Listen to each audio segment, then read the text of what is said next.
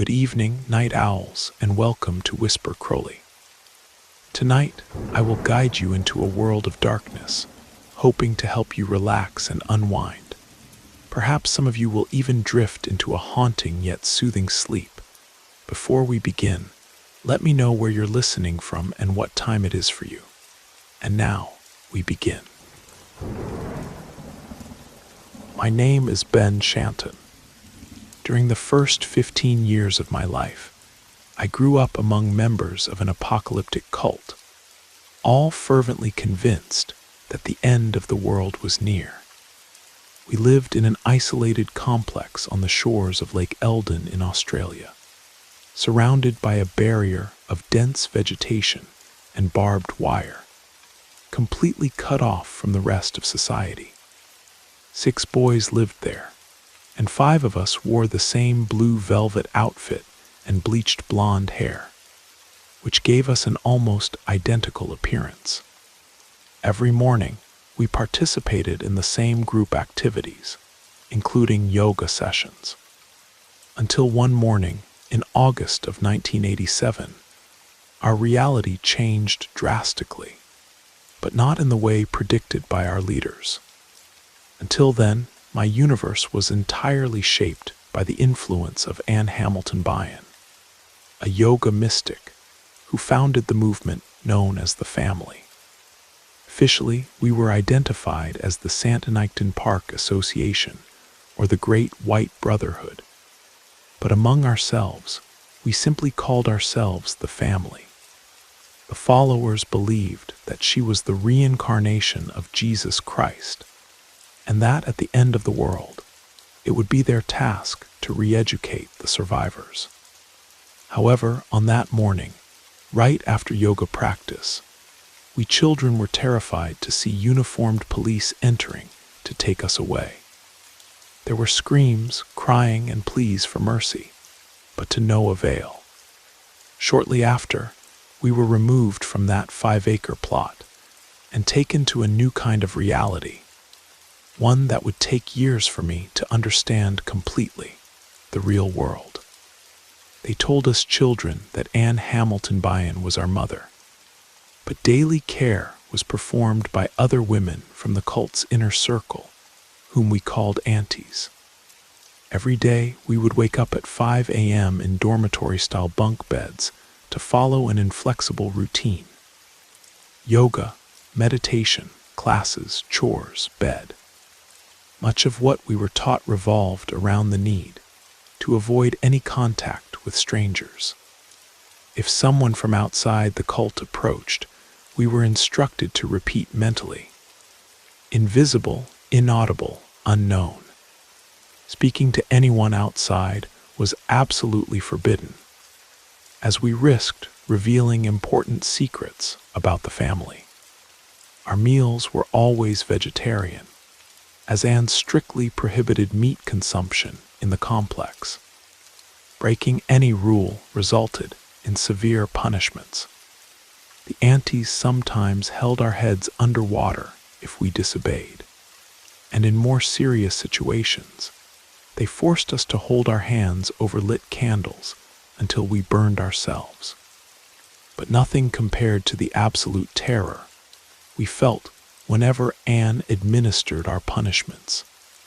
She would verbally castigate us until we cried before brutally assaulting us with the thin heels of her shoes.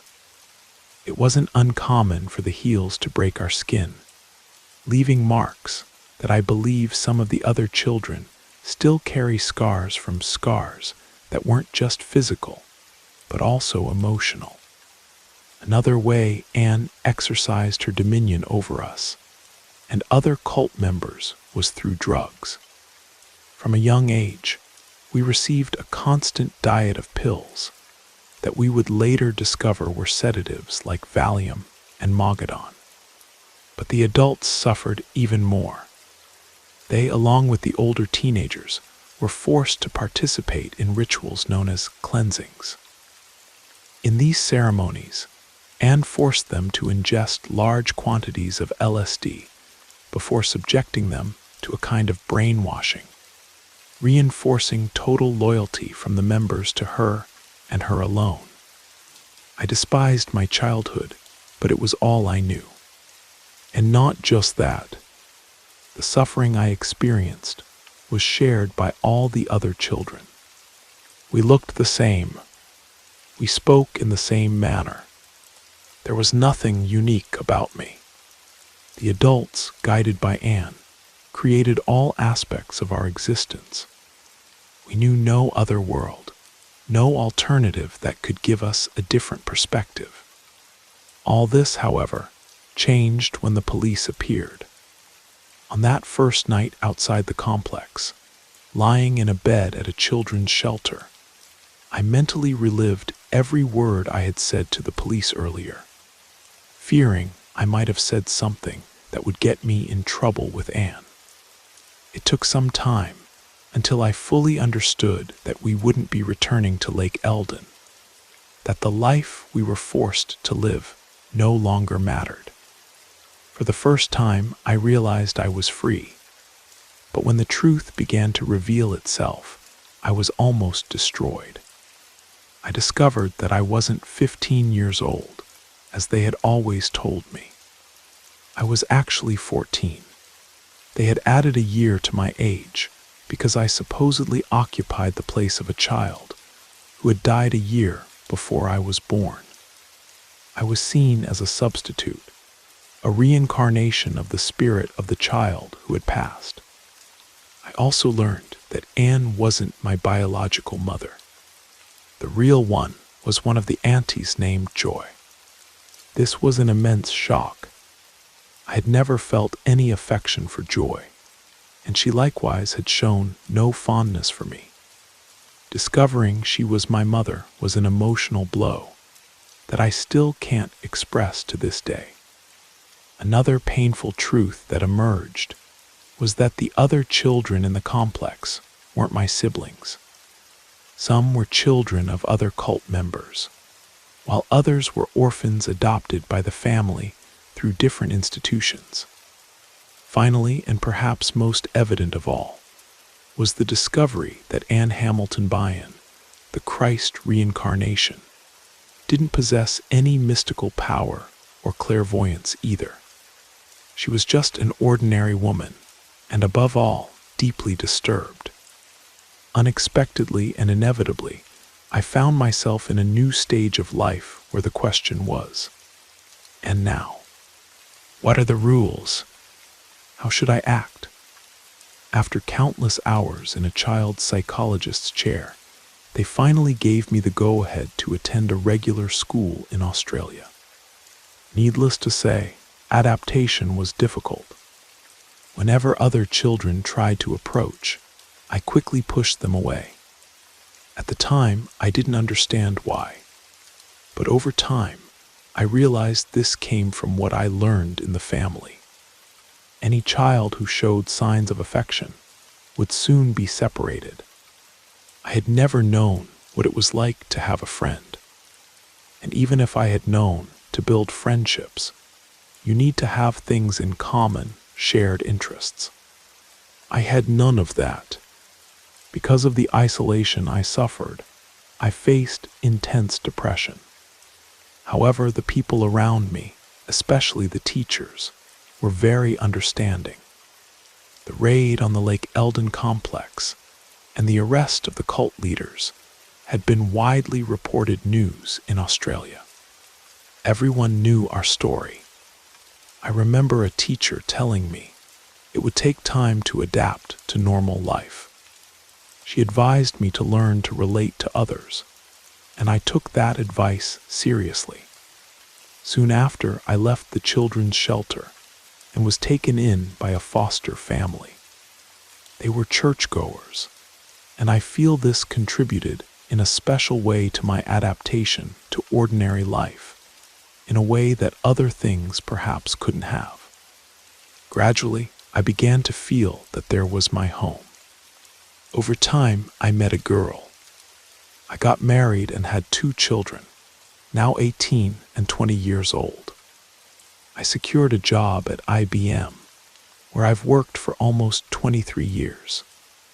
What I feel I need to convey to people is that regardless of how harsh one's childhood was, no matter how great the chaos or pain faced, it's never too late.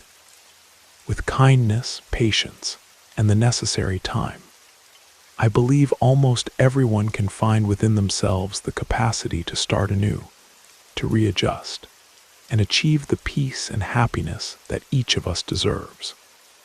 It's been many years now since that raid freed us from the family. Some of the other children didn't fare as well as I did. The psychological scars were too deep, the adjustment to society too difficult. A few ended up with substance abuse problems or struggled with maintaining relationships. But others, like me, managed to build relatively normal lives. Anne Hamilton Bryan wasn't immediately arrested after the raid. She fled to the United States and wasn't extradited back to Australia until 1993, 6 years after we were rescued. Even then, she was only charged with fraud related to falsifying birth certificates, not the abuse we suffered. She was fined $5,000, but never served prison time. I testified at her trial, looking her in the eyes for the first time since the raid. She seemed smaller somehow, less imposing, just an aging woman with dyed blonde hair who had once wielded absolute power over dozens of lives. She didn't show any remorse or recognition when she saw us, her supposed children. Anne died in 2019 at the age of 98, after years of suffering from dementia. I felt nothing when I heard the news, neither relief nor satisfaction. Just a dull acknowledgement that a chapter had finally closed. Sometimes I wonder about the other children from Lake Eldon, especially those I haven't kept in touch with. I wonder if they managed to find peace as I have. I wonder if they still wake up sometimes, momentarily disoriented, expecting to hear the 5 a.m. bell calling us to yoga. But mostly, I think about my own children, how different their upbringing has been from mine, how they've never known hunger as punishment, never been drugged to ensure compliance, never been told the world was ending, and only they were chosen to survive. I watch them live their normal teenage lives with their friends, making choices, expressing opinions, being individuals. All things I never experienced at their age. And I know that despite everything, I've managed to break the cycle. That perhaps is my greatest achievement.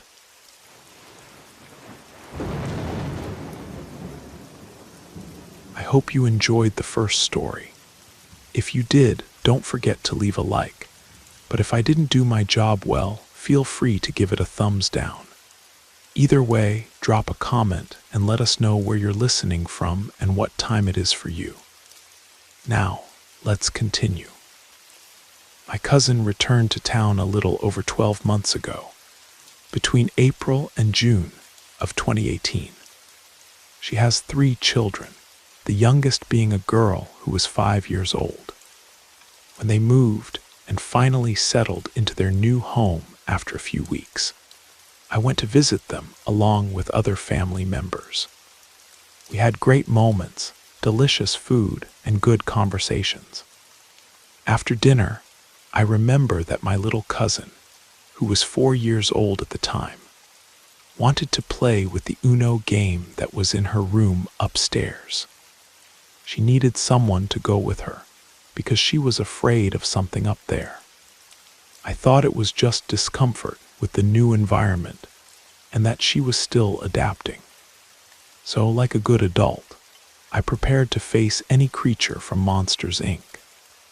that might appear, just so she could get her game.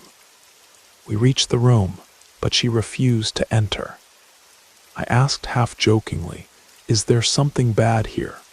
She nodded and pointed to the game. So I approached to get it. At that moment, she asked me to be careful with the corner of the room. Curious, I asked why I should be careful, and she replied, "That's where the screaming woman stays. She's on fire and screams very loudly. I don't like her." That gave me chills inside. My heart sank like a stone. I quickly grabbed the game, and we went back downstairs. As soon as we returned to the living room, my little cousin seemed to have forgotten about the scare and got excited to play Uno. Later that night, I talked to my cousin, her mother, about the screaming woman mentioned by her daughter. She told me that the girl refused to sleep in her own room, saying she only slept in her parents' bed because she didn't want to be alone until the woman was gone. Despite no one else in the house having experienced anything strange since the move, the little one was constantly scared. Over time, about a month later, things seemed to calm down, and I let it go, thinking she was just having specific and recurring nightmares. Cut to last night.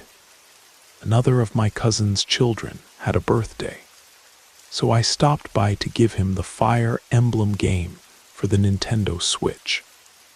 I usually visit them a few times a week, since the house is close to my workplace, so being there was nothing unusual. We spent the night playing, competing in Mario Kart and Super Smash Bros. Everything was going well until nightfall. We were waiting for the pizza to arrive, and I was in the kitchen getting a soda with the birthday boy. Suddenly, a strong burning smell took over the environment. My cousin and her husband came from the living room thinking someone had burned something in the kitchen, but there was nothing there. The house was immersed in this smell, and if I closed my eyes, I could swear I was next to a giant bonfire, just without feeling the heat. At that moment, my little cousin, now 5 years old, was sleeping on the living room sofa. Out of nowhere, she started calling her mother, screaming. The mother went to comfort her, and soon everyone followed. The girl was crying, saying desperately, "I can hear the screaming woman in my room. She's screaming." That cold, heavy feeling returned to all of us, just as I had felt the year before. We went up to her room, while the mother stayed with the girl. We didn't find anything out of place, but the burning smell changed from bonfire smell to something even more uncomfortable, like we were smelling burnt hair. And then another burning smell that I had never experienced before in my life. We quickly went down the stairs and shared with my little cousin's mother what we had experienced. She decided that the best thing would be for all of us to go outside and stay on the front porch while waiting for the pizza to arrive. My little cousin, still in panic, continued to say that she didn't want to hear the screaming woman anymore. We did our best to calm her down, and after a while, she calmed down a bit, although she was still scared, but at least without crying or screaming. We sat outside for about 10 minutes. Me and my other 2 younger cousins distracted ourselves by comparing our Pokémon Go collections, while my little cousin and her parents watched children's videos on YouTube to help her distract herself. Suddenly, we all heard a scream that chilled our spines, coming from the second floor of the house. It was a high-pitched, frightening sound that seemed endless, lasting about 15 seconds. A series of long, terrible screams that echoed, and then absolute silence took over everything. My little cousin started crying desperately again, and we were all visibly shaken. It was at that moment that I decided it was better to leave. It was already past 9:30 at night, and despite the pizza being a tempting invitation, the hunger had completely passed. I thanked them for the invitation and the pizza, even though I wasn't going to eat it. And they understood well. I wished my cousin a happy birthday and asked him not to give me spoilers about the new fire emblem before saying goodbye and heading home. That night was a martyrdom. I couldn't sleep and didn't even turn off the light. Today I went to work exhausted, a real walking disaster, and I still feel a chill when I think about going back to bed tonight. I talked to my cousin through messages during the day, and she told me that the burning smell persisted until 4 in the morning. No one was able to sleep well in the house, and they are already looking for some kind of help to feel less terrified in their own home. I feel terrible for all of them, but especially for my little cousin, who really seems to see this screaming woman in her room. I can't forget the smell that came from there, and it seems like I spent the whole day feeling slight remnants of it. I'm hoping it's just a persistent memory, something harmless, and not some dark warning. Even so, I think I'll avoid turning off the light tonight and delay as much as possible the time to try to sleep. A week later, I went back to visit my cousin's family. They had contacted a local historian who specialized in the history of houses in the area. What they discovered was both fascinating and disturbing. Their house had been built in the 1950s on land that was previously part of a larger property where a textile factory once stood. In 1932, a catastrophic fire broke out in the factory, killing 13 workers, mostly women who were trapped on the upper floor. According to newspaper clippings the historian provided, one woman in particular, Margaret Wilson, was seen at a window, screaming for help as the flames engulfed her. The factory owner had locked the emergency exits to prevent workers from taking unauthorized breaks, a tragically common practice at the time. My cousin and her husband decided to have a local priest bless the house. They also held a small memorial service in the backyard for those who had died in the fire, particularly Margaret. They placed flowers and a small plaque acknowledging what had happened on that land. Whether it was the acknowledgement of her suffering or simply the passing of time, the screaming woman hasn't made her presence known since. My little cousin now sleeps peacefully in her own room, though she insists on keeping a nightlight on at all times. I don't know if I believe in ghosts or spirits, but I know what I heard that night, and I know what I smelled. Some tragedies leave impressions that last far beyond the physical evidence of their occurrence. And sometimes all that's needed is acknowledgement, a recognition that someone suffered, that they weren't forgotten, and that their pain mattered. Even across decades, that simple human connection might be enough to bring peace.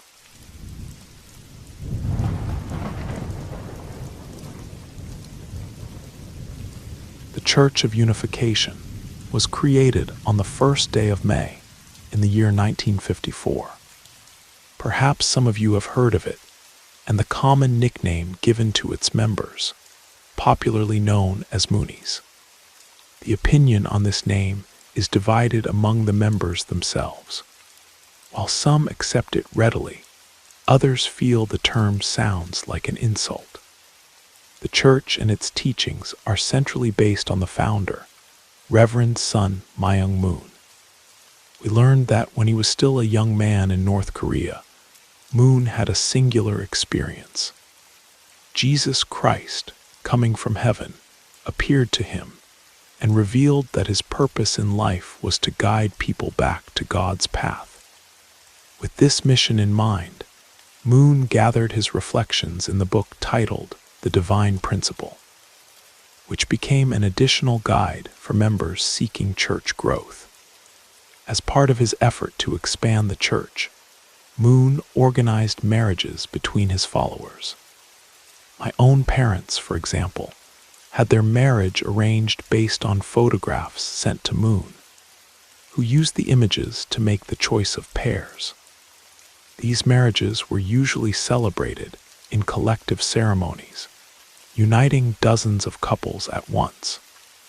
I am part of the second generation of members, although I know some people who already belong to the third generation. I plan to officially leave the church when I turn 18. If I decided to stay, my parents would start looking for a girl within the church with whom I could marry. With her parents' approval, we would participate together in a collective marriage ceremony alongside thousands of other pairs. They are unaware of my decision to leave, and honestly, I have no idea how they will react when they find out. To be frank, what worries me most is how they will react when they discover I've had a secret girlfriend for 3 years.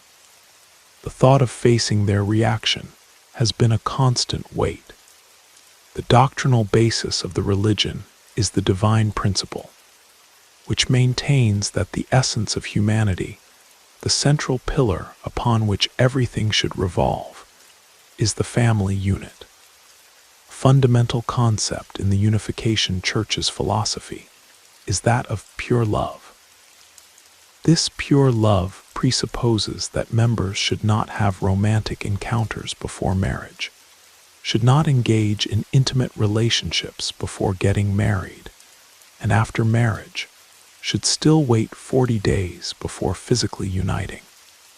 This concept also led Moon to form couples, believing that only in this way would marriages be truly pure. In the first matching meetings, he personally indicated who should marry whom, simply pointing to people in a room. With the growth of the church, he began using photos for this selection. And over time, he made this method more flexible, allowing the parents themselves to participate in matching workshops and choose pairs for their children, assuming a function previously exclusive to the founder. It's interesting to remember that Moon himself had 2 marriages. In general, we are instructed in teachings very similar to Christians, added to the specific doctrines of the Unification Church. Among the lessons learned, we learn about the difficulties Moon faced in North Korea, the moment he had his revelation with Jesus, and the challenges to expand the church in the 70s and 80s. A story that always marked me is when Moon, imprisoned in a North Korean penitentiary, chose to consume only half of his daily rice ration, sharing the rest with others. This illustrates how he built an almost sacred image around himself, presenting himself as a figure with Christ-like traits. Moon escaped from prison when the United States bombed the place during the Korean War. After that, he fled to Japan, where he faced intense discrimination both for being Korean and for being Christian, until he finally decided to emigrate to the United States. Today, the church is mainly composed of Japanese, Koreans, and people who were converted there. I'm half Japanese and half Korean, a reflection of the unusual matching methods that Moon implemented. An interesting detail: Moon encouraged interracial marriage. I've met several mixed people, like descendants of Japanese and whites, or even Japanese and blacks. This is one of the few more liberal views that the church still maintains, which I find intriguing. On the other hand, the church disapproves of homosexual relationships, but without great emphasis. I was instructed to act in a friendly manner with LGBT people, without treating them differently. The church also has a great involvement in missionary activities.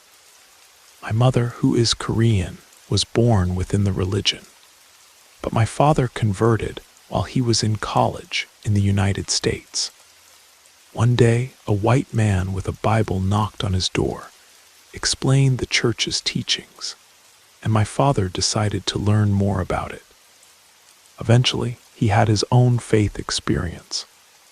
And well, that's how I came into the world. The church is intensely dedicated to attracting new believers. Some of the teachings are quite radical. And believe me, I've already attended 3 somewhat embarrassing lectures on the sins of masturbation. But honestly, the people I've met within the church are among the kindest I've ever lived with. There's a positive atmosphere that surrounds the members. From an early age, we are taught that we are all part of a big family, that everyone is brothers and sisters in faith. This is really remarkable. There was something very special about being able to call someone a brother or sister with authenticity, even if that person was very different from you or belonged to another race. On a day-to-day basis, it was common to see this union and cooperation among members, something that reinforced a feeling of kinship and community. There was no ill intention towards those outside the church. It was more a feeling that they simply hadn't yet understood that they were mistaken. I always maintain the thought that I like people, even if I don't share their beliefs. Something interesting about the Unification Church is that it has several companies that help sustain it financially. Until the year 2010, the church owned the newspaper, The Washington Times. The influence of Korean culture is strongly present within the church. Korean dishes are frequently served. Korean cultural teachings are passed on, and many expressions we use to describe church practices are in Korean. Most of the faithful are Japanese, at least within the United States. I'm not sure why. When Moon passed away, it was a landmark moment, to say the least. I cried. At that time, I was deeply devoted. I liked the idea of having an arranged marriage because it freed me from the pressure of dating and looking for someone. There was a huge scandal when the main pastor of the church, who was Moon's daughter, had a son with the leader of the worship band that played before Sunday sermons. That time was a real mess. I imagine you now understand why, despite the positive image the church tries to convey, I decided to leave as soon as I had the chance. At first glance, it may not seem like something scary, but believe me, when you realize you have no control over the directions of your life, and that everything is actually in someone else's hands, that feeling is truly terrifying. The most difficult part about planning my departure has been figuring out what to do about my girlfriend. She attends a public high school across town, and we met at a local coffee shop where I would sometimes go to study. For 3 years, we've maintained our relationship in secret, meeting only when I could claim to be at study groups or volunteer activities approved by the church. She understands my situation, but has grown increasingly frustrated with the secrecy. When I leave the church, I'll also be leaving my family's financial support. My girlfriend's parents have offered to let me stay with them until I can get on my feet, but I worry this will strain their relationships too. There's no perfect solution, and sometimes I wonder if I should just wait until college to make my break. But every Sunday sitting in that congregation, listening to teachings I no longer believe in, feels like slowly suffocating. What's strangest about growing up in the Unification Church is the cognitive dissonance. In many ways, it was a loving environment. I was surrounded by people who genuinely cared about each other and who believed they were building a better world. There were summer camps, group activities, and a sense of belonging that many people outside organized religion might never experience.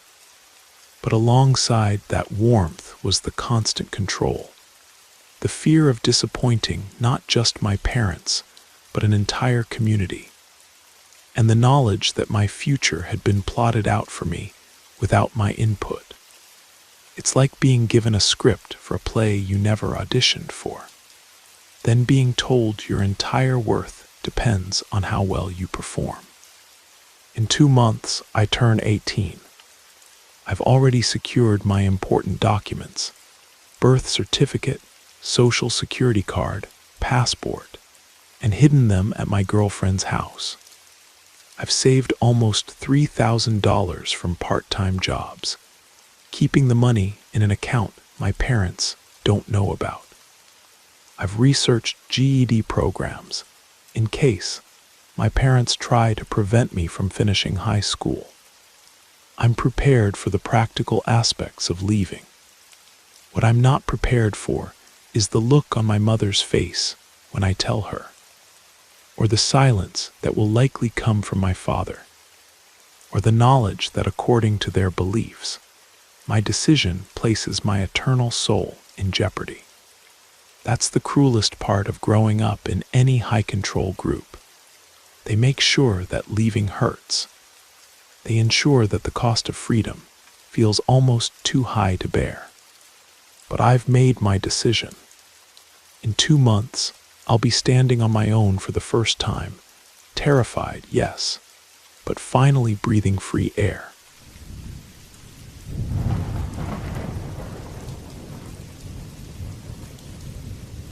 Vernon Wayne Howell was born in August of 1959 in the city of Houston, Texas. His mother, Bonnie S. Clark, was only 14 years old at the time. His father, Bobby Wayne Howell, left Bonnie while she was still expecting Vernon. Faced with the difficulties of being a single mother, for which she didn't feel prepared, Bonnie ended up giving little Vernon, at 4 years old, to the care of her own mother, Erlyn Clark. Vernon grew up isolated at school, keeping distant from his classmates due to minor learning problems that led him to attend special education classes. However, he dropped out in his junior year of high school.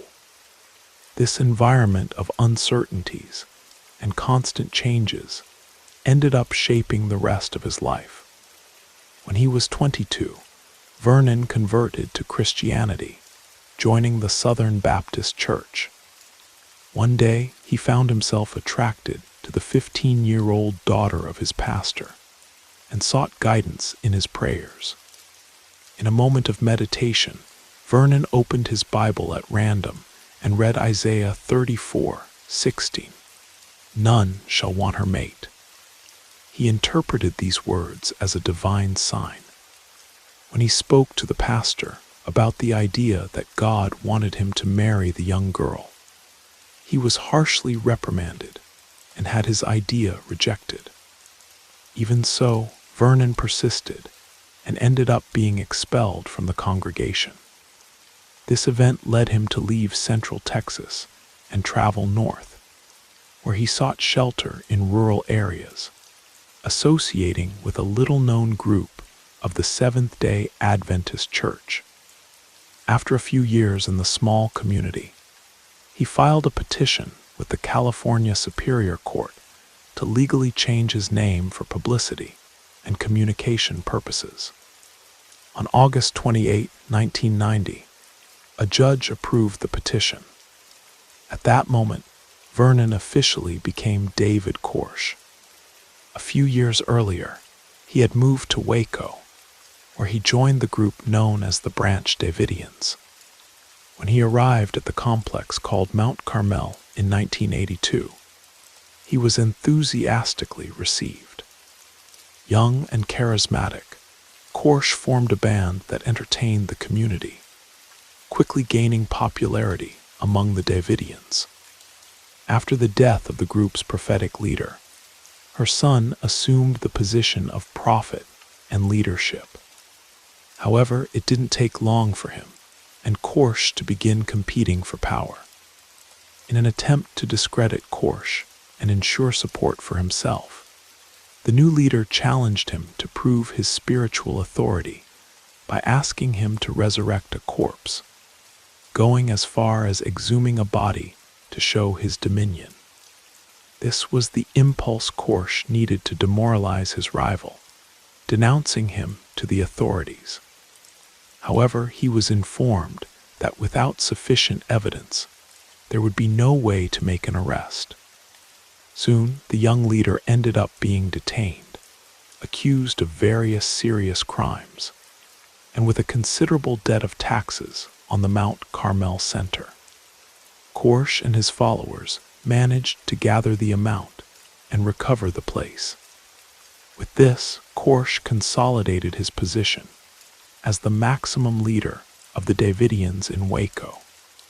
He chose the name Korsh in allusion to the Persian king Cyrus, considered a messiah for liberating the Hebrew people from captivity in Babylon. The name David symbolized his claim to the lineage of King David, from whom the final Messiah would be a descendant. By presenting himself as David Korsh, he proclaimed himself a messianic figure destined to fulfill a divine mission. David Korsh imagined himself as an emissary of God in the construction of a Davidic kingdom in Jerusalem, Israel, where he believed he would find his destiny of martyrdom. However, around 1991, Korsh altered his vision. He was convinced that he would die as a Christian martyr in the United States and not elsewhere. He then abandoned the plan of founding a community in Jerusalem and began to affirm that Daniel's prophecies would be realized in Waco, with Mount Carmel as the center of this new Davidic kingdom. This detail suggests that Korsh was already preparing for a violent confrontation long before any similar incident arose. Under his leadership, the Davidians attracted the attention of Texas authorities when allegations of child abuse emerged. According to the doctrine that Korsh called the House of David, he was to father several children with different women in the community.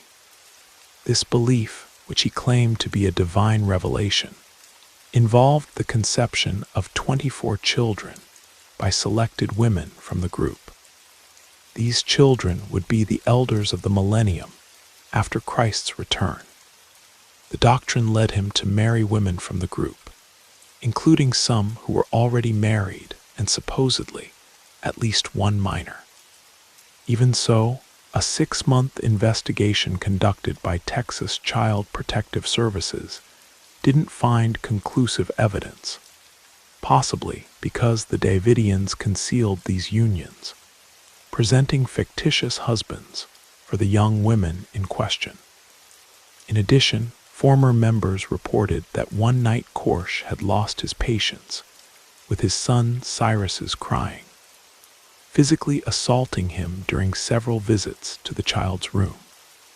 In another case, a man in a custody dispute with a Davidian claimed to have seen one of the followers physically disciplining a child using a large stick. In February 1993, a local newspaper began publishing a series of articles titled "The Sinful Messiah," the result of an investigation conducted by 2 journalists. The articles detailed allegations of child abuse in the Mount Carmel complex, as well as misconduct, and the suspicion that Korsh and his followers were accumulating illegal weapons. The content included the testimony of a UPS driver who claimed to have seen a poorly sealed package destined for Mount Carmel open up, revealing inert grenade casings and black powder. These articles caused panic among the inhabitants of Waco, who pressured the authorities to take measures against the supposed threat to local security. In response to growing popular pressure, the Bureau of Alcohol, Tobacco, and Firearms (ATF) decided to intervene. Thus, on Sunday morning, February 28, 1993, the siege of Mount Carmel began. However, there were concerning signs from the beginning. Even knowing that the Davidians were expecting an intervention from federal authorities, the ATF operation commander ordered them to advance. Before the action, ATF agents marked their blood types on their arms and necks, following guidance from military advisors to facilitate the identification of compatible blood in case of combat injuries. The ATF's preparation evidenced that the team was already ready for a confrontation even before reaching the complex. At 9:45 in the morning, the ATF arrived at the Mount Carmel complex in a caravan of civilian vehicles occupied by agents in tactical SWAT-style uniforms and equipment. What happened next is a matter of controversy. ATF agents claim that shots were fired from inside the complex, while surviving Davidians insist that the first shots came from the agents themselves in the perimeter. One hypothesis is that one of the ATF agents' guns accidentally discharged, provoking a chain reaction and leading the rest of the team to open fire with their automatic weapons. Another possibility raised is that the initial shots were made to kill the guard dogs that were in the kennels of the complex. Regardless of the initial cause, chaos quickly installed itself in Mount Carmel. Shots were fired from all directions, and even the 3 National Guard helicopters sent to distract the Davidians ended up being hit. In a matter of minutes, the confrontation had already claimed the lives of 4 ATF agents and 5 Davidians, with about 30 wounded on each side. Korsh, the group's leader, was also hit, suffering injuries to his hand and torso. The shooting continued for 45 minutes until the ATF team began to run out of ammunition. To their surprise, the shots coming from Mount Carmel continued intense, as if there was endless ammunition in the complex. The attempted invasion turned into a disaster, and the ATF had to withdraw with casualties and great embarrassment over the death of their agents. After the failure, the ATF tried to establish negotiations with the Davidians, but was soon replaced by the FBI, who took control after such a disastrous start. The first measure taken by the FBI was to position the hostage rescue team with the objective of controlling the situation. With this strategy, the HRT managed to negotiate the release of 19 children, ensuring their safety in case of another confrontation. These children were interviewed by federal agents and Texas Rangers, who alleged that they had been victims of physical abuse even before the invasion. However, the FBI faced an additional problem. The Davidians maintained contact with the local press, and Korsh even gave telephone interviews to any media outlet that wished to hear him. Additionally, a videotape made by Korsh and his followers showed the leader presenting his children and wives, portraying the Davidians as a peaceful community unjustly persecuted for their religion. In the video, all declared to be in the complex voluntarily, without any type of coercion. As a result, the FBI decided to cut all communications from the complex with the outside. In the following months, direct communication with the Davidians was reduced to a single telephone line connected to a team of 25 FBI negotiators. As the siege extended, two distinct approaches began to divide the agents. One group believed that negotiation was the best path, defending the building of trust and the use of diplomacy to reduce tension and encourage a peaceful surrender. The other group, however, advocated the use of more aggressive techniques, considering that only a forceful approach could control such a radical religious group. This second group ended up prevailing, and in the following weeks, a series of psychological warfare tactics were employed against the complex. In one of these strategies, enormous loudspeakers were positioned to emit incessant sounds of jet planes and agonizing rabbits in an attempt to deprive the Davidians of sleep.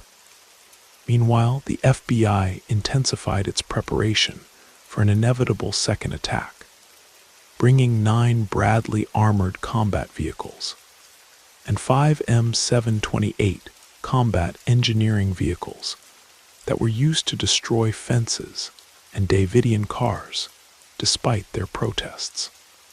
These tanks also repeatedly passed over the graves of Davidians killed during the first ATF invasion.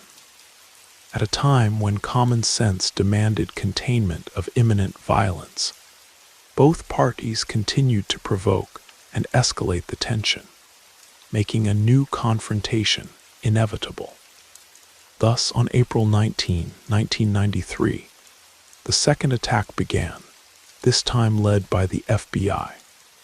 Janet Reno, who had assumed as Attorney General just 2 months earlier, appointed by then-President Bill Clinton, justified the urgency of the action for 2 reasons. First, about 30 children were still inside the complex, under suspicious conditions of child abuse. Second, and perhaps more alarming, support had emerged from a woman named Linda Thompson. Linda Thompson, self-titled interim adjutant general of the unorganized militia of the United States, had announced that her group planned to march on Washington, D.C., where the militiamen would arrest and try representatives of Congress on charges of treason. Upon learning of the Waco siege, Thompson declared that she would organize a force to aid the Davidians in their clash with the federal government. This promise generated enormous concern, as any escalation in the conflict could be devastating for all involved. The situation needed to be ended urgently. The attack began with armored engineering vehicles, advancing under the cover of agents armed with .50 caliber precision rifles. They opened holes in the walls of the main building so that the tanks could launch large quantities of CS tear gas, forcing the Davidians to exit. But the group members resisted. Even with the massive amount of CS gas launched against them, the Davidians found ways to shelter themselves or used gas masks, standing firm and refusing to abandon their entrenched positions inside the complex. Hours after the operation began, the hostage rescue team had fired so many gas grenades inside the building that it began to face a shortage of ammunition. Grenades received for replenishment were of different types, and it was later discovered that these varieties were flammable, with the potential to cause fires in the places where they were launched. Around noon, 3 large fire centers began almost simultaneously at different points of the complex, quickly spreading and consuming the building. Although government sources have maintained that the Davidians themselves started the fires, this didn't prevent the strong public reaction. Live images of the fire were broadcast on television to homes all across America, transforming the Davidians into figures seen by many as defenseless victims of disproportionate federal repression. In total, 76 people lost their lives in the Mount Carmel complex on April 19 as a consequence of this second attack. The siege resulted in an avalanche of criminal proceedings and civil actions. A federal grand jury indicted 12 surviving Davidians, accusing them of facilitating the murder of federal agents and of illegal possession of various firearms. 8 Davidians were convicted on weapons-related charges. 5 were found guilty of involuntary manslaughter, while 4 were acquitted of all charges. By July 2007, all convicted Davidians had been released from prison. Today, of the complex buildings, only some stretches of the concrete foundation remain, as the entire area was demolished 2 weeks after the end of the siege. There is only a small chapel built years later as a memorial. David Koresh is buried in the Memorial Park Cemetery in Tyler, Texas, in the area known as the Last Supper. However, his legacy endured. The Oklahoma City bombing, also occurring on April 19, was no coincidence. Timothy McVeigh and Terry Nichols declared several times that the Waco siege served as motivation for their attack against the federal government.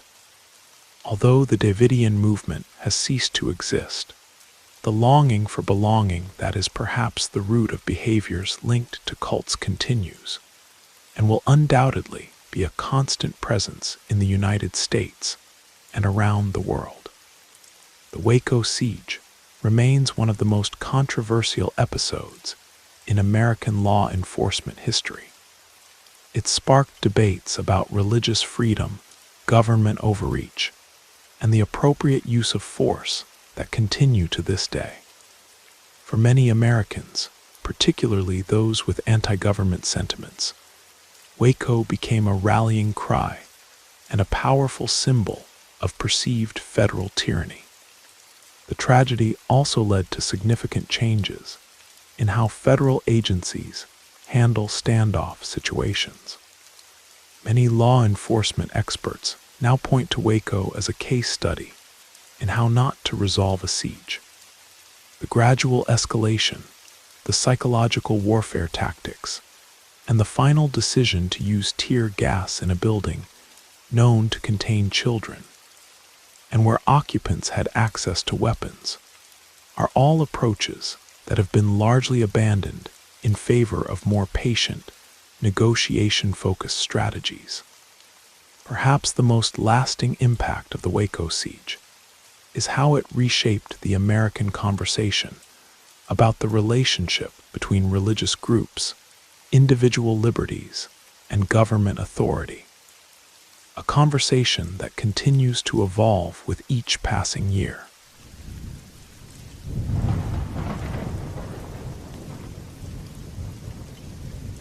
And Monday, March 20, 1995, everything indicated it would be a routine morning for Tokyo residents. With the sun rising over the busy Japanese capital, about 14 million people were getting out of their beds, having breakfast, usually composed of white rice and eggs, and heading to their workplaces. Many of them depended on the subway system, one of the largest and most crowded in the world. The 285 stations of the Tokyo subway were vital for the transportation of approximately 9 million Japanese every day. But that morning, as crowds of passengers headed to their workplaces, some began to feel a growing discomfort. Initially, they just noticed their noses running, a slight inconvenience, the kind of thing that is easily ignored. People wiped their noses with tissues and continued their journey without major concerns. In a short time, however, many noticed that breathing was becoming difficult. Their chests tightened, breaths became labored, and in some cases, breathing became a conscious effort to avoid fainting. Soon the symptoms worsened. The passengers' pupils dilated, becoming black circles amid brown eyes. Thick saliva dripped from their lips, while an intense feeling of nausea set in. The air in the wagons began to fill with an unbearable smell, and gradually people lost control of their own bodies, with wet spots appearing on their pants. Involuntarily, the affected twisted, limbs moving spasmodically, and then completely lost coordination over their movements. Like dominoes, people began to collapse. One by one, they fell in the corridors of the wagons and on the platforms throughout the Tokyo subway system. Fallen there, they suffocated and lost their lives. Witnesses later described the subway entrances as true war scenarios. Initially, Japanese emergency teams were perplexed, not understanding what they were facing. Panic began to take hold among health professionals, who hesitated to transport seriously ill patients, fearing possible contamination. In one hospital, a person was refused for almost an entire hour. At Jica University, Dr. Nobuo Yanagisawa watched the scenes of chaos on television. His first impression was of a bomb attack, but upon realizing that the attack had not left injured with blood, his curiosity was piqued. Analyzing the symptoms of the victims, Dr.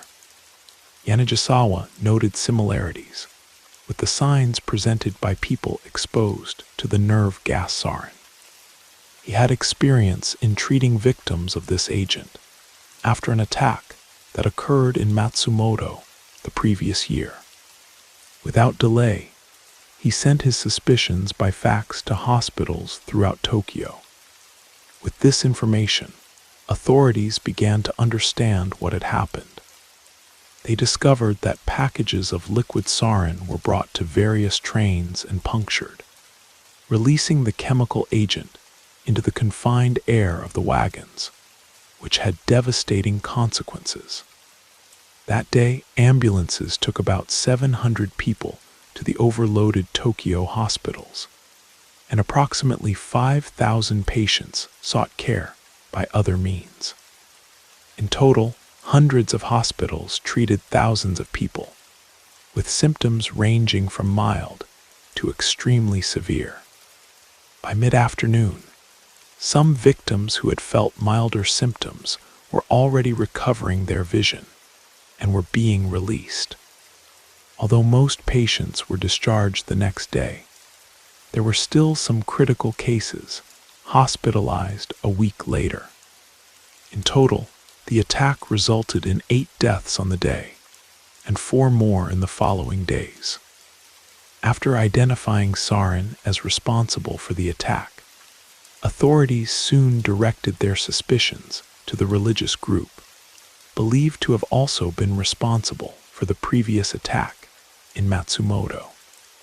This group was Aum Shinrikyo, an apocalyptic sect that emerged in 1984 under the leadership of Shoko Isahara. The sect incorporated elements from different beliefs and doctrines, such as Buddhism, Christianity, Hinduism, and even interpretations of Nostradamus's prophecies. Although Isahara had a history of aggressive behavior, he presented himself as a messianic figure, claiming he could absorb the sins of others. Furthermore, his vision was full of conspiracy theories, suspecting Dutch Freemasons, Jews, and even the British royalty. Isahara prophesied the end of times, predicting a third nuclear world war that would culminate in an Armageddon triggered by atomic weapons. Inspired by the Book of Revelation, He defended the idea that Armageddon would be a liberation for humanity, as he believed that society was so distanced from God that achieving true happiness without sin would be impossible. A meticulously planned incursion by Japanese authorities to the Aum Shinrikyo headquarters, located at the foot of Mount Fuji, revealed the real dimension of the sect's operations. The police found explosives, chemical weapons, and even a Russian-made military helicopter. Stocks of chemicals were also discovered in sufficient quantity to manufacture sarin gas, capable of eliminating 4 million people. Other discoveries included laboratories for the production of drugs such as LSD and methamphetamine, a rudimentary version of truth serum, a safe filled with millions of dollars in cash and gold bars, and cells where some prisoners were still being held. During these actions, the sect insisted that the chemicals were intended for fertilizer manufacturing. However, in the weeks that followed, approximately 200 members were detained for a series of crimes. This sarin attack, the most serious act of terrorism ever recorded in Japan, resulted in 13 deaths and left thousands injured. The tragedy also left deep marks. One of the victims died in 2009, after more than 14 years of hospitalizations and treatments. Research conducted with survivors in 1998 and 2001 indicated that many still carried the trauma of the attack. In one of the studies, 20% of participants reported a constant feeling of insecurity when traveling by train, while 10% avoided news related to attacks with chemical agents. More than 60% pointed to chronic eye discomfort and stated that their vision had worsened since the incident. On July 6, 2018, the leader of the sect, Shoko Asahara, and 6 other members of Aum Shinrikyo were executed by hanging in a Tokyo prison without prior notice, as per the procedure adopted in Japan. The Ministry of Justice subsequently confirmed the executions. These acts were postponed until all judicial appeals were concluded. 6 other members of the sect still await on death row. For the surviving victims and the families of the deceased, the executions brought some relief. Filmmaker Atsushi Sakahara commented on the closure. "I received the news calmly, but I felt as if the world became a little more illuminated. It's impossible to forget what happened, but this decision closes, in a way, a part of the story." The Tokyo subway attack forever changed Japan's sense of security and its approach to terrorism. Before this incident, Japan had one of the lowest crime rates in the developed world and was known for its exceptional public safety. The attack shattered this sense of security, particularly because it was perpetrated by Japanese citizens against their own countrymen. The psychological impact extended far beyond the immediate victims. In a society known for its collectivist mindset and harmony, the idea that a homegrown religious group could plan and execute such violence against innocent commuters was profoundly disturbing.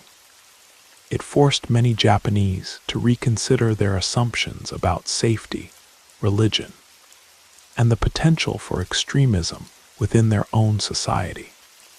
The attack also led to significant legal changes in Japan. Laws regarding religious organizations were tightened, introducing greater scrutiny and making it easier for authorities to monitor groups suspected of illegal activities. While these changes raised concerns about religious freedom, They reflected the public's demand for greater protection against similar threats in the future. Perhaps most significantly, the subway attack changed how many Japanese viewed religion itself.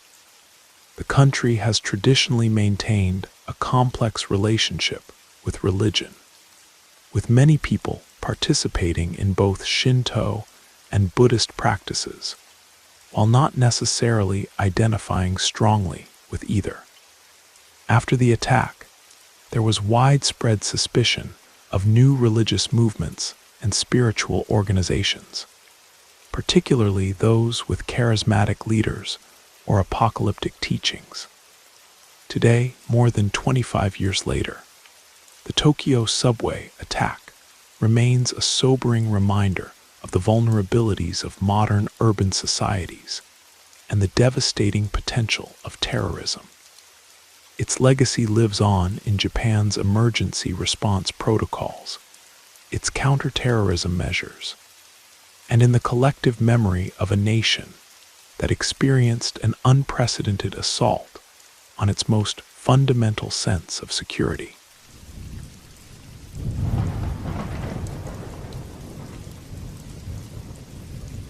The thinker and moralist John Acton once stated, "Power tends to corrupt, and absolute power corrupts absolutely. Great men are almost always bad men." This declaration was never so true as in the case of Reverend Jim Jones. Born in 1931 in Crete, Indiana, James Warren Jones grew up amid the Great Depression. Intelligent and an avid reader, James soon stood out, but people around him noticed a peculiar side to him, an intense fascination with religion and death. Even so, his self-taught education helped him develop a fairly solid moral sense. On one occasion, Jones reported that his father was linked to the Ku Klux Klan, and mentioned how they frequently disagreed on racial issues. In a striking episode, Johnny's father refused to let a black friend of his son enter their house, which generated a conflict that ended in divorce and distancing between the two. In the year 1951, the United States was dominated by the fear of communism, while McCarthy's witch-hunting hearings occurred nonstop. Jones felt deeply opposed to what he saw as an America he barely recognized. The country of freedom demonstrated an aggressive intolerance to leftist ideas, silencing and persecuting those who defended them. When his mother went to a hearing in support of singer Paul Robeson, Jones was outraged to see the FBI intimidating her at work because of her defense of Robeson. He then felt he needed to take action. Later, Jones reported that he reflected to himself, "In what way can I demonstrate my Marxism? My idea was to infiltrate the church." Despite being an avowed communist, he found help from a Methodist superintendent who put him on the path to ministry. Soon, Jones became an apprentice pastor in a local Methodist church. However, friction with the church leadership didn't take long. He opposed their decision not to allow African Americans to attend the congregation. After leaving the Methodists, Jones founded his own church, which went through a few names before establishing itself as the People's Temple Full Gospel Church. By 1960, he was already an activist fully involved in the fight for civil rights. During this period, Jones contributed to racial integration in various institutions, including churches, restaurants, a local telephone company, the Indianapolis Police Department, and Indiana University Methodist Hospital. When Nazi symbols were painted on the houses of two black families, Jones walked around the neighborhood offering support to black residents and advising white families to stay in the area. He organized operations to unmask restaurants that denied service to black customers, and even wrote to American Nazi leaders asking them to renounce their anti-democratic stance. In 1961, when mistakenly placed in the ward designated for blacks at the hospital after fainting, he refused to be transferred, even helping to clean the beds and empty the sanitary containers of black patients. The political pressure generated by Jones's actions resulted in the desegregation of hospital wards. However, the state of Indiana brought strong reactions against Jones due to his positions in favor of racial integration. Local businessmen and white residents openly expressed criticism. The temple received Nazi graffiti. A piece of dynamite was left in its coal depot, and Jones's house was the target of a threat accompanied by the body of a dead cat thrown in his yard. It is evident that throughout these crucial years, Reverend Jim Jones wasn't simply a charismatic religious leader. He was an inspiring figure and considered fair, earning the admiration and respect of people of different ethnicities and backgrounds.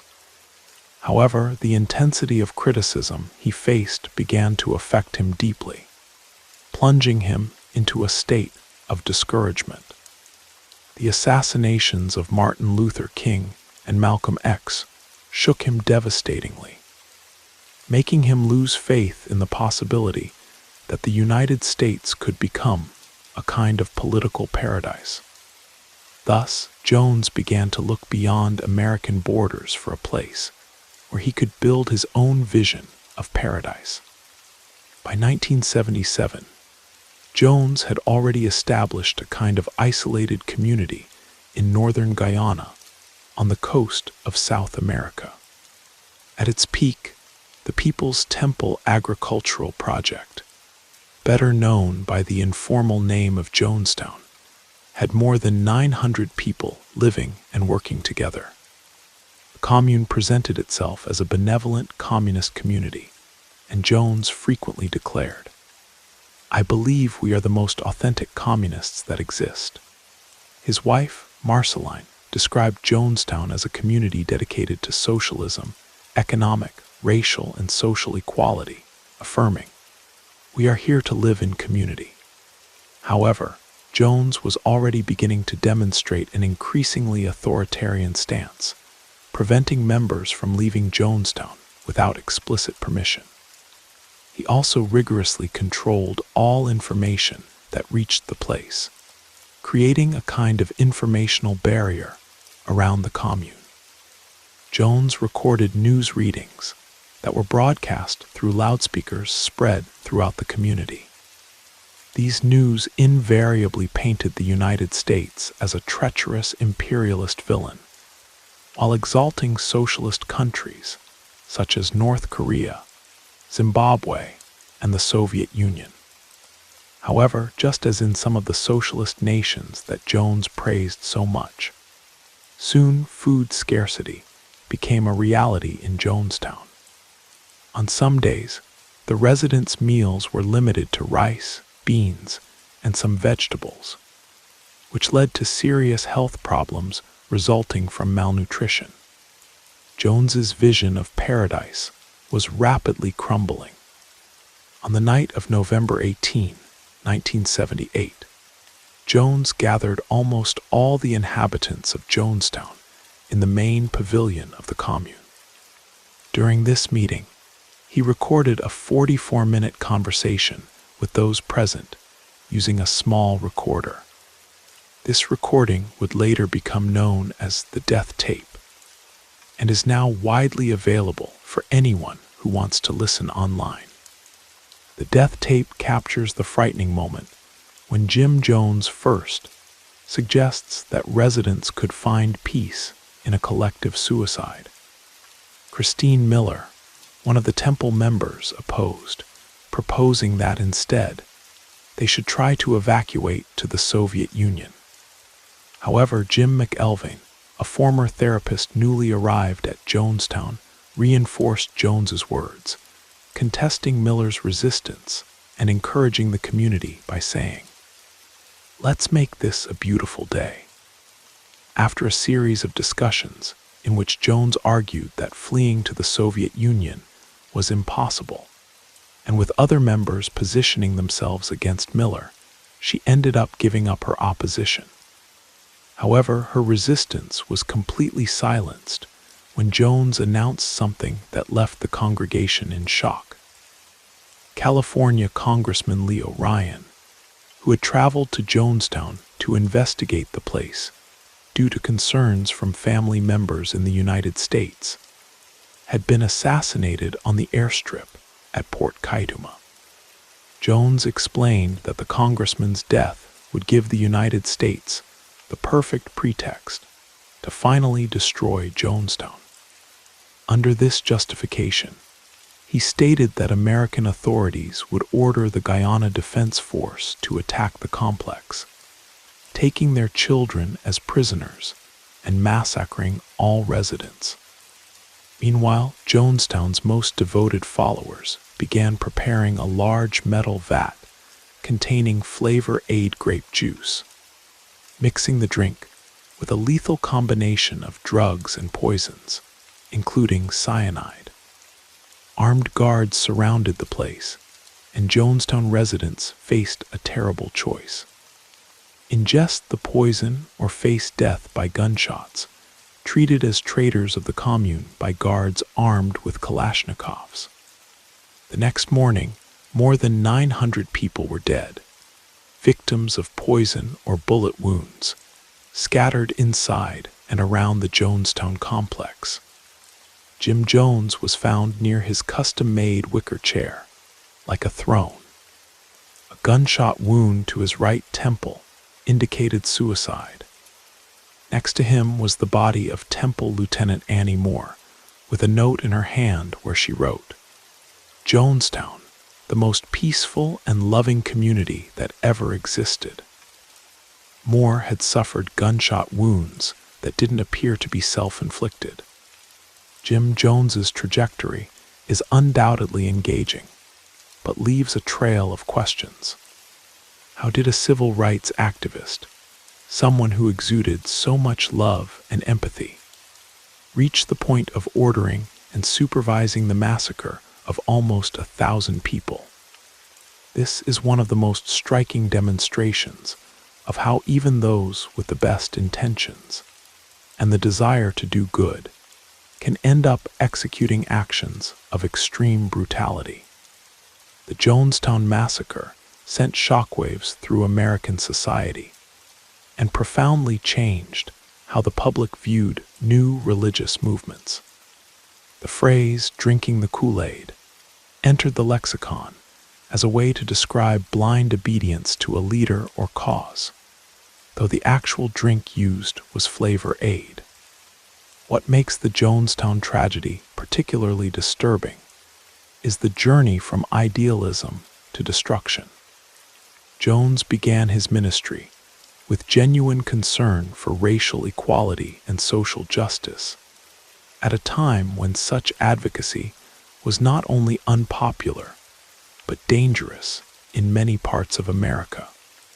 Former members described the early People's Temple as a place of hope and purpose, where attendees felt part of something meaningful and progressive. But as Jones consolidated power, paranoia and control became defining features of his leadership. He staged fake faith healings to attract followers, demanded increasing levels of commitment and sacrifice, and eventually isolated his congregation, both physically and psychologically.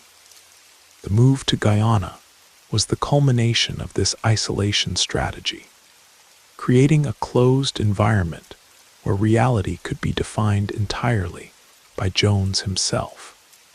Perhaps most chilling is that many Jonestown residents didn't willingly drink the poison. Forensic evidence suggests that numerous victims, particularly children, were forcibly injected or had the mixture squirted into their mouths. Audio recordings capture the screams and protests of those who didn't want to participate, drowned out by Jones's amplified voice, urging them to die with dignity. The aftermath of Jonestown prompted important questions about religious freedom, governmental oversight of new religious movements, and the psychology of coercive control. How can society balance respect for religious liberty with protection of vulnerable individuals? What warning signs might help identify destructive group dynamics before they reach such catastrophic conclusions?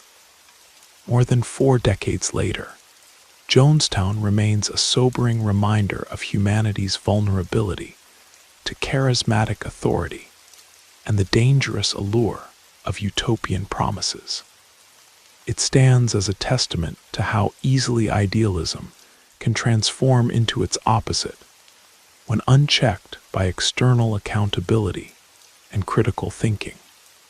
The journey from fighting for equality in Indianapolis to orchestrating mass death in Guyana represents one of the most tragic descents in modern history, a cautionary tale that continues to haunt our collective consciousness.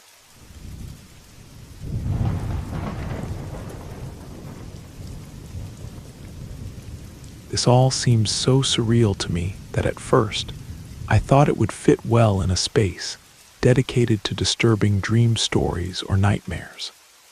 But honestly, I'm not so sure anymore. My boyfriend and I have been together for almost a decade.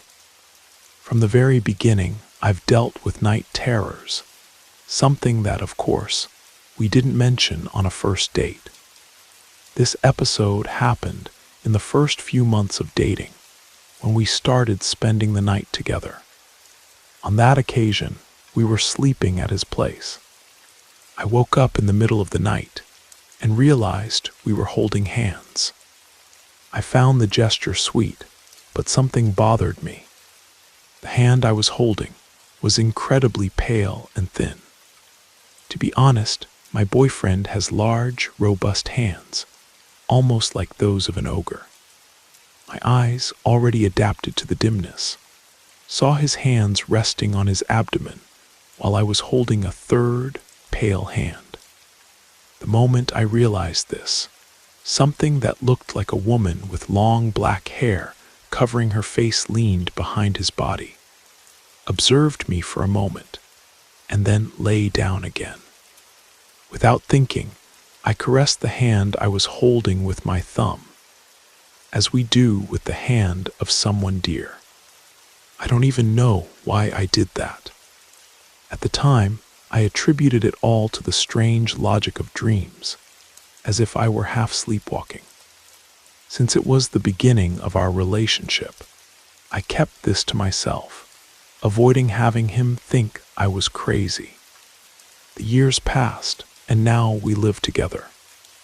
He already knows about my beliefs regarding the supernatural, and is aware of my night terror episodes. One day, out of nowhere, I remembered this dream. Have I ever told you about that nightmare I had when I slept at your house back at the beginning? I asked with a half-embarrassed smile. I dreamed there was someone like Sadako in your bed. Look, I almost got jealous, I joked. To my surprise, he didn't find it funny.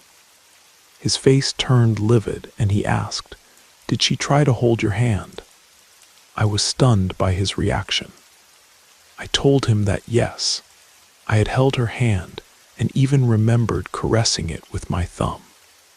It was then that he revealed to me that in childhood, he had a recurring nightmare about a woman with long, black hair and extremely pale hands who tried to hold his hand. However, he always woke up in panic before she managed to touch him. He never mentioned this to me because he believed it to be just a childhood nightmare. Now neither of us thinks they were just dreams. Sometimes I wonder if I invited something into our lives, by accepting that hand in the darkness. Since then, we've both experienced similar nightmares. A woman with long black hair standing at the foot of our bed, never showing her face, just watching. My boyfriend says if we ignore her, she eventually disappears. But if we acknowledge her presence or speak to her, she stays longer each time. We've considered moving to a new apartment, but a part of me worries that she might follow us. We've settled into an uneasy routine, pretending not to notice when the bedroom door creaks open in the middle of the night with no draft, or when we both feel the mattress sink slightly, as if someone were sitting on the edge of the bed. Last week, my boyfriend was away on a business trip, and I was alone in the apartment. I woke up around 3 a.m. to find my own hand extended out into the darkness, as if I were offering it to someone. I quickly pulled it back under the covers and spent the rest of the night with the lights on, television blaring. I don't know what we've invited into our lives, but I'm increasingly convinced that what we experience goes beyond sleep paralysis or night terrors. The woman never threatens us or causes any harm. She simply wants to connect, to be acknowledged. But something tells me that fully accepting her presence would open a door that might be impossible to close again. For now, we've established boundaries. Night lights stay on. We sleep with music playing softly. And most importantly, we keep our hands firmly intertwined with each other throughout the night. No matter what happens, we've promised not to reach out into the darkness again. Some connections once made can't be easily broken, and some hands aren't meant to be held by the living.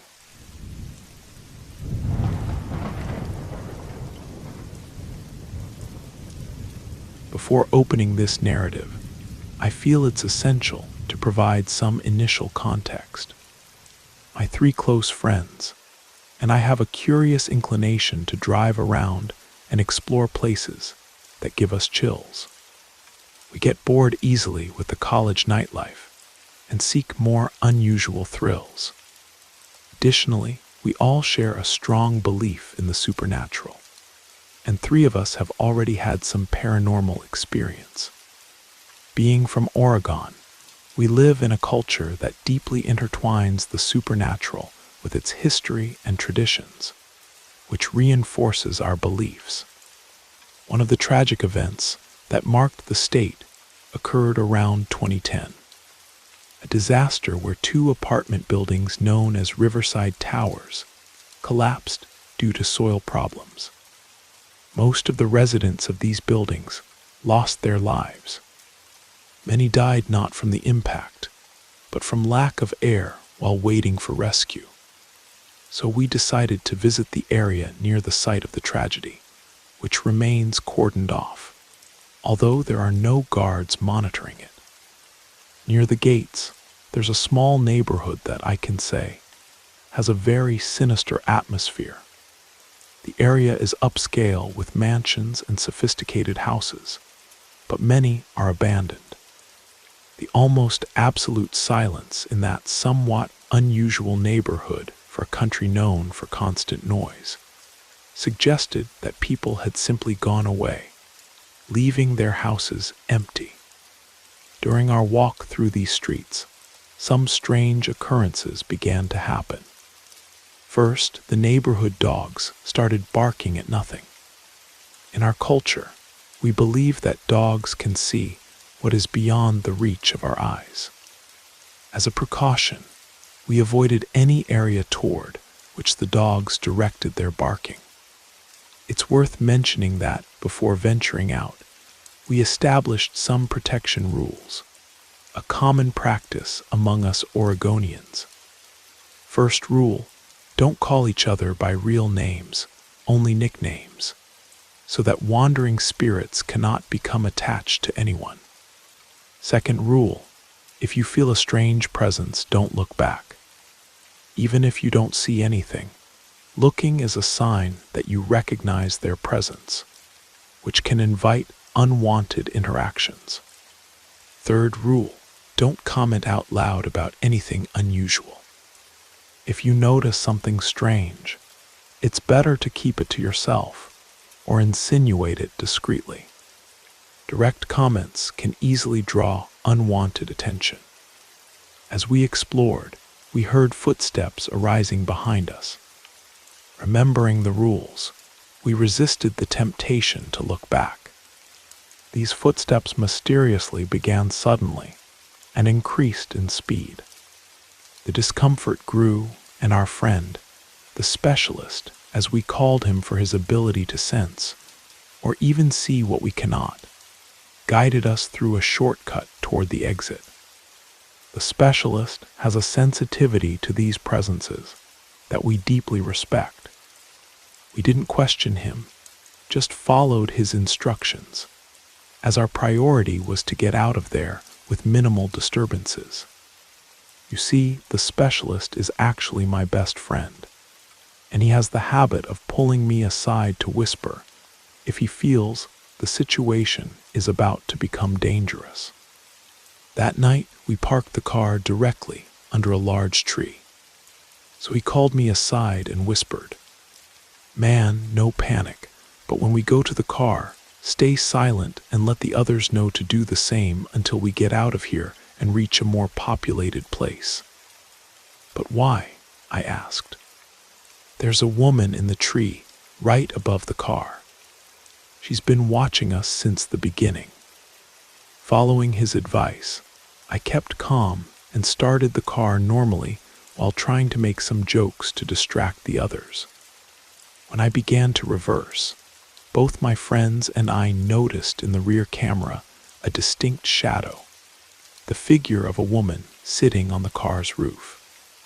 To avoid causing panic, we maintained discretion and continued in silence until we reached a nearby restaurant where we stopped for a while. My friend continued to affirm that the woman was still there, hidden, observing everything. The last thing we wanted was for her to follow us back to the dormitory and choose someone to accompany. So I explained to the group that when we returned to the car, I would play a recording of a special prayer at high volume through the auxiliary cable and recite the words in a low voice as well. I'm not exactly an extremely religious person, but I believe in God and His protection. If the plan failed, we would keep circulating or wait at some McDonald's until 5 in the morning, a time considered sacred to my religion, believing that at this moment the figure would disappear. Upon entering the car, I immediately started playing the prayers. This time, my friend was at the wheel since I wanted to focus entirely on the prayer. As soon as I began the prayer, I felt the car heavier, as if an additional person were inside, even knowing there was no one else besides us. I continued to play the recording throughout the journey, and at some point, I ended up falling asleep from sheer exhaustion. When I awoke, it was nearly 2:30 in the morning, and we were arriving at the dormitory. According to my friend, the prayers had an effect, but the presence resisted for a good while, only releasing when we were almost at the university. Curious, I asked if he had noticed anything else strange. He responded that after all of us had retired, he heard a sound of heavy breathing, almost as if someone were snorting in an irritated manner. Additionally, he noticed that on several occasions, the volume of the prayer recording oscillated, as if something or someone were trying to interfere with the playback intentionally. We've never gone back to that neighborhood, and we've also decided to establish stricter rules for our explorations. Now we always carry religious symbols, even if some of us aren't particularly devout. and we make sure to leave before nightfall. My friend the specialist has also started keeping a journal of our experiences, noting patterns and locations where the paranormal activity seems strongest. What fascinates me the most about these experiences is not just the fear they induce, but the questions they raise about what might exist beyond our understanding. Are these entities trying to communicate something specific? Are they tied to particular locations due to tragedy? Or can they follow us? And perhaps most importantly, what happens if we do more than just acknowledge their presence? What if we try to communicate back? For now, we've agreed not to find out. Some doors are better left closed, some rules better left followed. But I can't deny that part of me wonders what that woman in the tree wanted from us, and why she chose to reveal herself that night. Next semester, I'm taking a course on local folklore and paranormal history. Maybe I'll find some answers there, or at least some context for the things we've experienced.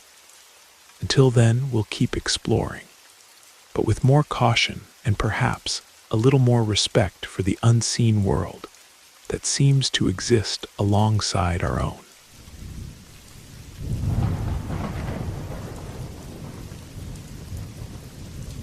When I was still very young, around second grade, my family lived in an isolated rural area, lost in the interior of Mississippi. There were no other children nearby to play with, and I ended up feeling a bit lonely, perhaps even more than one might imagine. During the period when we were preparing to move there, my parents had a double-wide trailer. An episode that occurred at that time took years, until I could confirm it wasn't a product of my imagination. On one of the times we went to the land where the trailer would be installed, my mother needed to use the bathroom. Since the nearest gas station was about 10 miles away, my father drove the pickup truck down a dirt road, looking for a good place to stop. About 200 or 300 yards from the main road, we spotted what appeared to be an abandoned old-school gymnasium. My father decided it would be a good place for the stop, so we went in. I don't remember many details about the building, but one image always remained etched in my mind. Near the entrance where we passed, there was a considerable pile, or at least it seemed huge to me at the time, of scattered clothes.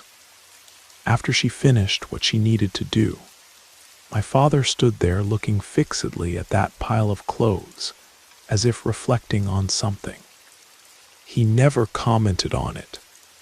A few weeks passed, and with the trailer already positioned, we moved to the location. The gymnasium soon fell into oblivion for me. However, strange things began to happen. Not exactly objects moving or something like that, but inexplicable sounds. About a month after we settled in, I was playing on the front porch when I heard laughter. Before continuing, it's worth clarifying where we lived. The trailer was about 100 feet away from a dirt road, and on the other side of this road was the house of an elderly gentleman whom I'll call Mr. O. Behind his house stretched a large pine forest that went all the way to the two-lane road, totaling approximately 500 to 600 feet between the porch where I was and the highway. While playing on the porch that my father built, the laughter continued. They weren't just from one child, but from several, as if there were 5 or 6 children having fun behind Mr. O's house. Since I had no one to play with, I was curious, wondering where these children might be and if they would play with me. Upon reaching the road, I realized that the sound seemed to come from the forest. The laughter echoed and then dissipated. After a while, I called out to them, saying I wanted to play too. As soon as I spoke, the laughter stopped abruptly, a silence so deep that I could hear even the smallest sound around. Suddenly, where there were joyful voices before, everything was quiet. I thought perhaps I had scared them and went back inside. These laughs repeated a few times, and I ended up giving up. I continued to hear them in the distance, but they never came closer. After some time, I remember I commented to my mother, and she got a strange expression before telling me she preferred that I not play in front of the house anymore. We lived there for another year or two before moving, and with time, this experience was erased from my memory. Many years later, when the subject came up in a conversation with my parents, I discovered some new details, and through personal investigation, I ended up filling in the gaps of this story. My mother explained that the reason for her strange reaction had to do with a rumor she heard about the area where we went to live, apparently known for being haunted. She didn't know many details, but believed it was related to the old gymnasium. All she could or wanted to tell me was that something bad had happened and that it scared her. After my parents passed away, this story was somewhat forgotten again. It remained just as a vague and strange memory, without major implications. At some point, on a night with not much to do, I ended up visiting the website of the church we used to attend. Out of curiosity, I sent an email to the pastor asking if he knew of any gymnasium near the place I remembered. Honestly, I didn't expect to receive a response. About 2 months later, when checking my inbox, I saw that he had actually responded. What he told me was the following. There was indeed a gymnasium in that region, despite having been demolished long ago. This gymnasium was part of a private school that operated more or less from 1900 until 1979 or 80. In the spring of that last year, a tornado hit the school, destroying much of one of the wings and tragically taking the lives of several students. The structure collapsed on the students, burying many of them. About 10 to 15 children lost their lives in the debris. After this event, they decided to end the school's activities. During the demolition, they began to clean out lockers and other spaces, piling the clothes in a large pile in the gymnasium, exactly as I remembered seeing. The gymnasium, on the other hand, was left intact in the hope that perhaps a local church could use it. However, given the tragic circumstances, it ended up abandoned. Curiously, the area behind Mr. O's house that I knew well had also been at some point part of the school grounds and served as a recreation area for the students. This explained why Mr. O would always unearth old toys, especially metal cars, that he liked to give me. Looking to the past, I began to suspect that those sounds I heard had a connection with the old school and with the sad episode that happened there. Still, sometimes I wonder if perhaps it was just my childish imagination running wild. That is perhaps my dilemma with this story. As much as I know, my parents could have mentioned what happened at that school at some point.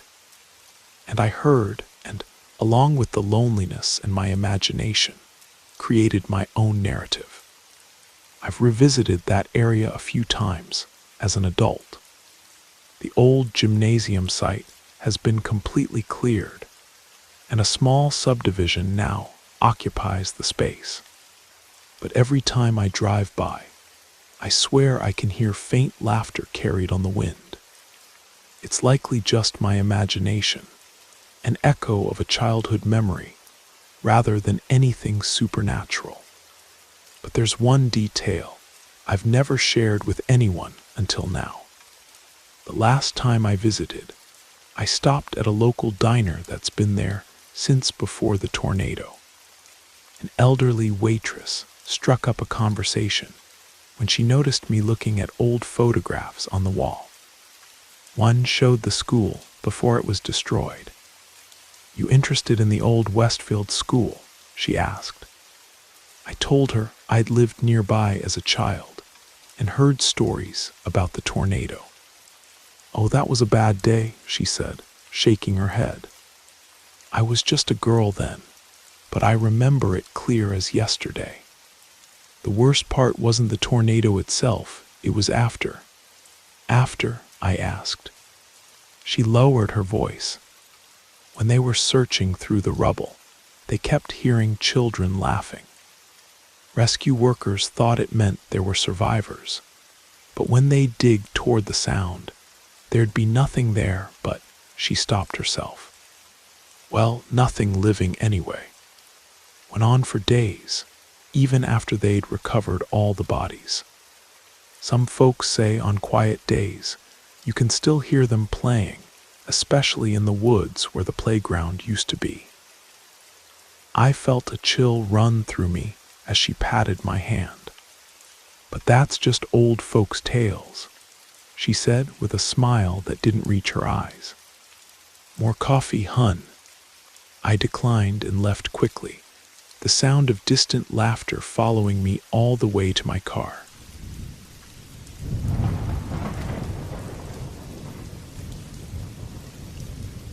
In the previous year, I was in my final year of college and full of enthusiasm to share an apartment with a friend who had already graduated and was from the same sorority. Let's call her Lydia, just to simplify. Lydia and I actually shouldn't have ended up in the place where we lived. The original plan was for us to share a house with 2 other colleagues. But things between them got so complicated about a month before our move that we ended up having to talk to the real estate agency to find an alternative within the company's properties. Luckily, we found a 2-bedroom, 1-bathroom apartment in the basement of a building in a quiet area, a bit away from campus. The first month was super calm with nothing strange. But over time, some weird situations began to occur. One morning, Lydia woke up and noticed that one of the kitchen cabinets was open. She didn't worry much and thought I might have forgotten to close it the night before. The next day, another cabinet was ajar, but she still ignored it. But on a weekend when I went to visit my family, Lydia woke up and found all the kitchen cabinets wide open, plus the faucet running. You can imagine the scare she got, so much that she ended up spending that night at her boyfriend's house. 2 weeks later, we were watching TV when we heard the bathroom door closing. I tried to calm Lydia, suggesting it was probably the fan we kept running in there. But later, when we went to bed, we had the impression of hearing footsteps in the living room. It didn't make sense to think someone could have invaded our apartment and hidden all day just to appear at night and scare us. I had been home all day, and Lydia hadn't left since 11 in the morning. This event occurred shortly before the end-of-year holidays, and afterward, the apartment was peaceful until February. During this period, Lydia went to spend a weekend at her family's house, and I stayed alone, relaxing on the sofa and getting ahead on some tasks. It was already quite late, so I decided to leave the TV on to create some background noise, and made myself comfortable on the sofa to sleep. Suddenly, I woke up at 2:32 in the morning and saw Lydia coming in through the front door, smiling but not saying anything. Confused from sleep, I asked if everything was okay. She just looked at me, took off her shoes, and went to the kitchen. There was something strange about her. This person looked like Lydia, walked like her, but wasn't the Lydia I knew. I asked again if everything was okay, finding it very strange that Lydia was returning home so early. She just smiled, gave me an enigmatic look, and started washing something in the sink. Suddenly, a feeling of deep dread took over me, as if something dangerous was about to happen, and I needed to get out of there. I returned to my room and locked the door. A few seconds later, I heard light knocks, a methodical sequence of fingers against the door. 1, 2, 3, 4, 5 times. The sequence continued, and I remained silent, trying not to react. I had the impression that if I acknowledged that presence in some way, it would gain more power. It may seem irrational, but it was the only reaction that made sense to me.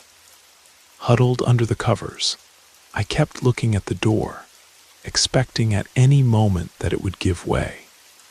My eyelids began to get heavy, and the sound of the knocks became almost a rhythm that lulled me to sleep. As I fell asleep, the noises diminished until they completely ceased. When dawn came, I felt exhausted, as if I had taken a large dose of sedatives to be able to sleep. I remembered every detail of that disturbing night. I carefully left the room and noticed that Lydia's bed was exactly as she had left it, with no sign that it had been used. I went to the living room and noticed that neither her shoes nor her purse were there. A chill ran through my body as I sent a message to confirm if she had returned home that night. The answer came quickly. She told me no, that she would still stay away for 2 more days. Still, when I went to check the sink, I noticed that the bowl Lydia had washed was clean and stored in the cabinet. I have no doubt that I was wide awake and conscious that night, and I know Lydia would never play a joke of this kind. I feel with all certainty that that night something took her form, and its intentions weren't good. Since then, other strange episodes have happened in the apartment, but nothing as intense as this experience. Sometimes I would wake up to find all the cabinet doors open again, or items moved from where we left them. We considered moving, but our lease locked us in for the academic year, and neither of us could afford the penalty for breaking it early. We established some rules after that night. We always text each other when we're coming home. We never enter the apartment silently. And we've replaced the old sliding door lock with a deadbolt that requires a key from both sides. Our neighbors probably think we're paranoid, but they didn't see what I saw. The strangest part happened just last week. As we were packing to move out, our lease is finally up. Lydia found an old photograph tucked behind the refrigerator. It shows a young woman who looks remarkably like her, standing in front of our building. The picture appears to be from the 1970s, based on the clothing and the sepia tone. When we turned it over, there was a handwritten note. Elizabeth, 1973, home at last. We asked our landlord if he knew anyone named Elizabeth who had lived in our unit. His face went pale, and he asked where we'd found the photo. Apparently, a woman named Elizabeth was the first tenant in our apartment back, when the building was converted from a single-family home. According to local news clippings he reluctantly showed us, she had disappeared without a trace in 1973, leaving all her belongings behind. The case was never solved. Tomorrow we move out for good. I've accepted a job in Seattle, and Lydia is heading to graduate school in Chicago. We've promised to keep in touch, But part of me wonders if putting physical distance between us will finally break whatever connection we established with that place, and whatever or whoever was there with us. Sometimes I still dream about that night, the methodical knocking, the smile that wasn't quite Lydia's. In my dreams, I make a different choice. I open the door, but I always wake up before I can see what's on the other side.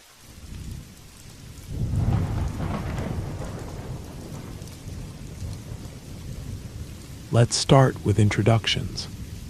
I'm 37 years old. I'm a woman, and I possess a psychic sensitivity.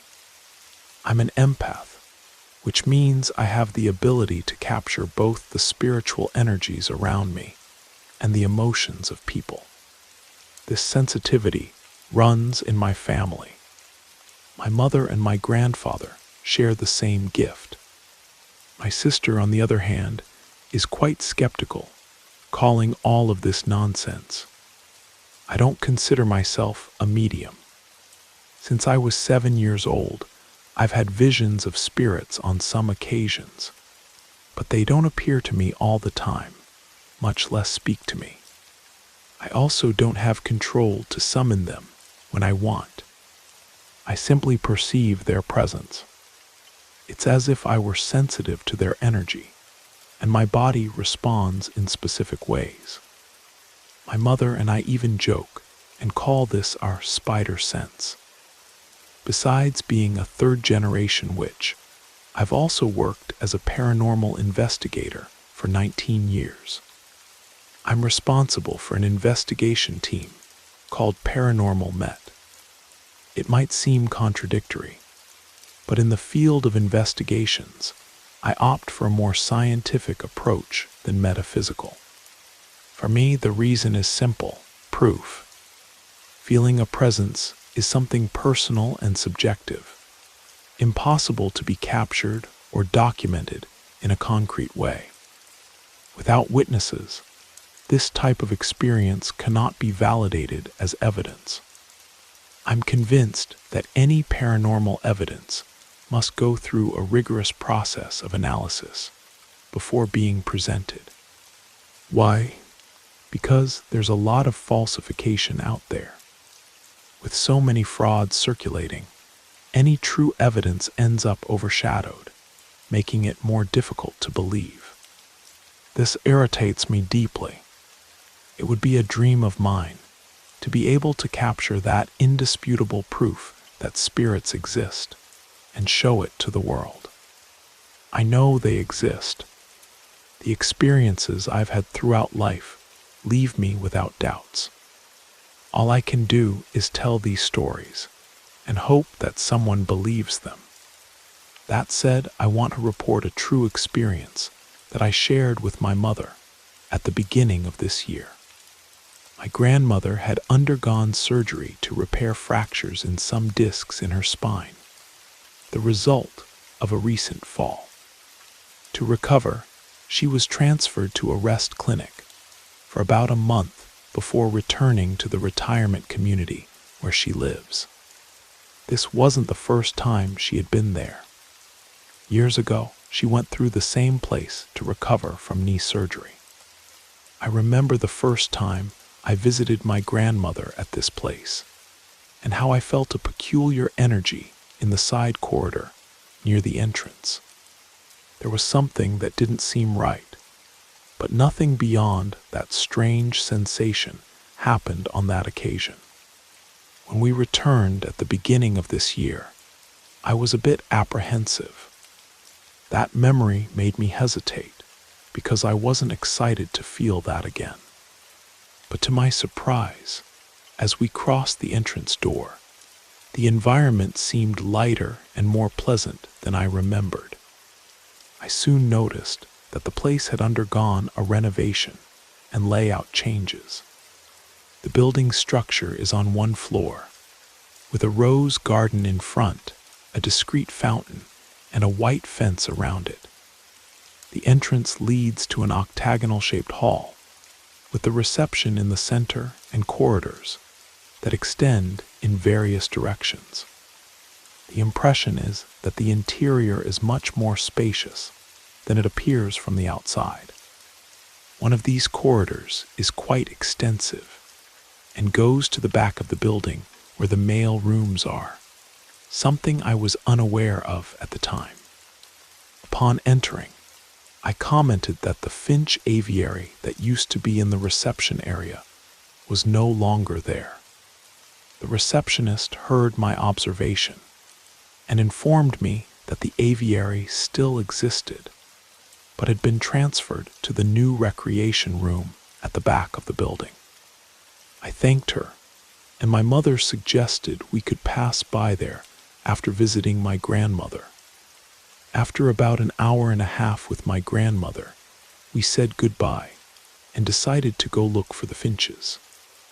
My mother and I took the long corridor that led to the back and turned right into another corridor where the loud sound of a TV coming from the recreation room echoed.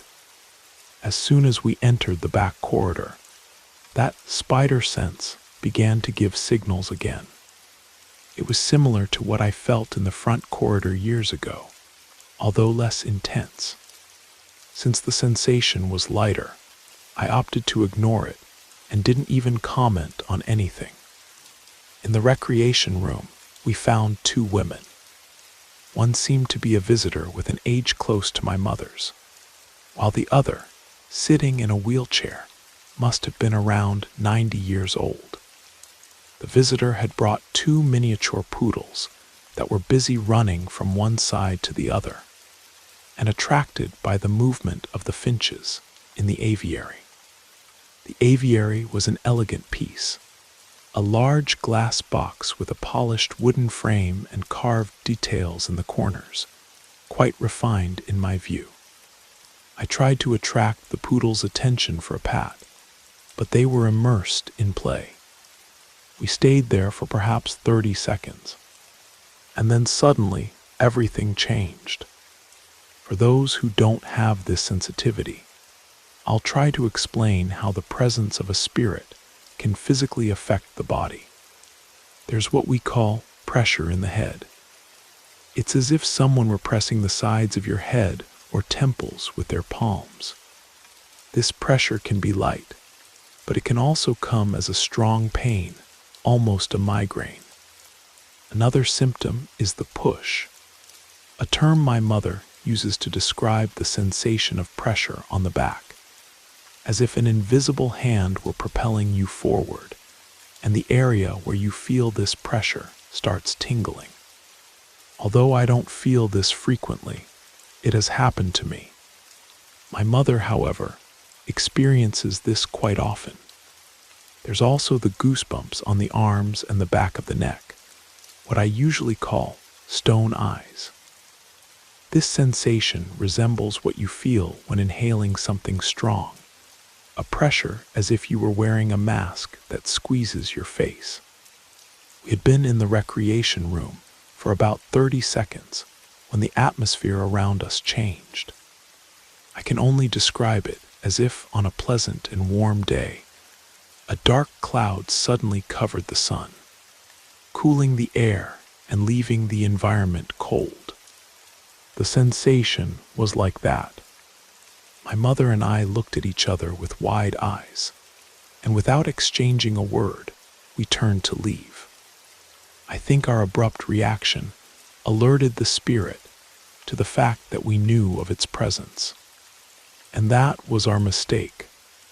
Before we left, both of us felt pressure in our heads, but this time it wasn't gentle. It wasn't a discreet warning of "Look, I'm here." It was a heavy and intense pressure, as if saying, "You feel me and are trying to escape, but I won't let you." We quickly followed the side corridor, trying to stay calm so as not to draw attention. My mother was feeling the push, while I struggled against the pressure in my head and the stone eyes that were making me dizzy. The sensation was so strong that I ended up leaning against the wall to balance myself. My mother quietly said, I know I'm feeling it too. Just hang on until we get out." At that moment, I began to have impressions. It was a male presence, very strong and very angry, perhaps from a recent death. I never bothered to investigate deeply, but that was the impression that hit me.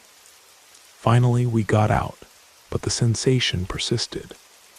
I grabbed onto the rose garden fence, trying to control the nausea. The dizziness and nausea came in waves, one after the other. My mother, seeing my state, turned and said, "I know you're worse off than me, but I can't take this energy home. Can you do something?" So I began to recite a closing prayer that I usually use in my investigations. "We thank you, spirits, for communicating with us at this moment. Now we will withdraw, and you do not have permission to accompany us. We do not consent to being followed beyond this point, and you must remain here. You are not permitted to follow us." We ran to the car, and my mother turned the key in the ignition as soon as she inserted it. Before she drove away with the car, I touched the dashboard and murmured a spell. "Guardian of bones, I know your face, but I can still overcome your trail." As we approached home, we felt a certain relief, although that sensation of something stuck to us still persisted. As soon as we stopped in front of the door, I recited another spell to ensure that any remaining energy would be left behind. "Who comes to me, I welcome. Who leaves me, I release, but against all I rise who do not carry my key." As soon as we entered her house, I felt a weight dissipate immediately. I have no idea who or what that presence was, but even if I had my measurement equipment there, I don't believe I would have been able to remain in that place for any longer. I don't have problems helping spirits, but if they attack me, whether on purpose or by accident, all my disposition disappears. I've never gone back to visit my grandmother at that facility. When she needed care again last month, I insisted she be placed in a different rehabilitation center. My mother backed me up, saying the other place had better physical therapy equipment. What troubled me most about the encounter wasn't just the intensity of the presence, but how it seemed to specifically target us once it realized we could sense it. Most spiritual encounters I've had throughout my life have been passive energies that exist in a space that I happen to walk through. This was different. This felt intentional, almost predatory. I've spoken with other sensitives in my network, and several have had experiences at that same facility. One woman, a nurse who worked there briefly, told me she would see a tall male figure standing at the foot of patients' beds, particularly those who were close to passing. She quit after just 3 weeks. The administrator of the facility probably thinks my family is just being difficult by requesting my grandmother be placed elsewhere. But I can't risk exposing her to whatever lingers in those hallways. Some energies feed on vulnerability, and few are more vulnerable than the elderly and infirm. I've considered going back, properly prepared, to try to help whatever is trapped there move on. But something tells me this entity doesn't want help. It doesn't want release. It wants company in its anger and isolation. And that's the most dangerous kind of spirit, one that's forgotten it was ever human at all.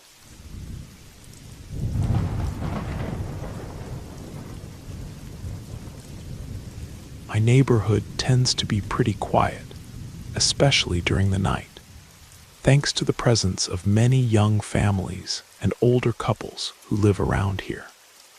This peaceful environment makes the early morning hours a bit more pleasant. And I must say, There's even a certain charm in knowing that I'm probably the only person awake on the street while everyone sleeps. However, I've already gone through some frightening moments. Sometimes I hear strange sounds or notice something suspicious like occasional drug deals. Most of this, I believe, is the effect of living next to a large forest full of animals, or due to some neighboring areas that have a reputation for being problematic. But lately, I've been trying to find an explanation for some really odd occurrences that won't stop happening. It all started on a Tuesday night last week, around 2:30 in the morning. I was lying in bed scrolling through my phone with headphones on, something I do almost every night, when I heard a whistle coming from the direction of the window. I took off my headphones to listen better, trying to understand what it was. Normally, I don't feel bothered by anything in the neighborhood at this hour, and I even admit that I get excited when something unusual happens and I can witness it. But this time, I felt something different. As much as I wanted to get up to peek through the window, the fear almost paralyzed me. I don't know how to explain why, but with each minute that the whistle persisted, a feeling of discomfort grew in my stomach. That sound lasted almost an hour, and during the whole time, I waited for it to form a melody or an identifiable rhythm, something I could search for. However, it was always the same whistle, maintaining a weird pattern. The sound followed a sequence. It would whistle a single note for about a minute, then pause for 30 seconds, and then start again. This cycle lasted about 20 minutes until the whistle began to shorten and occur more frequently, only to return to the initial rhythm after about 10 minutes. The strangest thing is that whatever it was seemed to walk slowly in front of my house and my neighbor's house, until, at some point, it stopped and returned to the other side of the street. When the sound finally moved away, I felt an immediate relief, and even confused, decided to try to sleep before frightening myself even more. The next day, I asked my parents, and also some friends who lived nearby, if they had ever heard anything similar. They all assumed it was an animal, which gave me some relief, although I still wanted a concrete answer. I spent hours that night searching on the internet about local animals and the sounds they make, but nothing seemed to match what I had heard, which left me even more frustrated.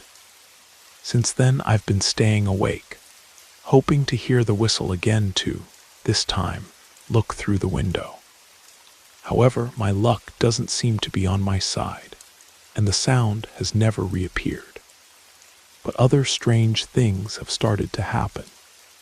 After that whistle, I began to hear footsteps in my yard, on the sidewalks around, and even in the neighbors' yards at advanced hours. Whenever I go to check, I don't find anyone. 2 nights ago, I swear I saw a silhouette moving behind my neighbor's car.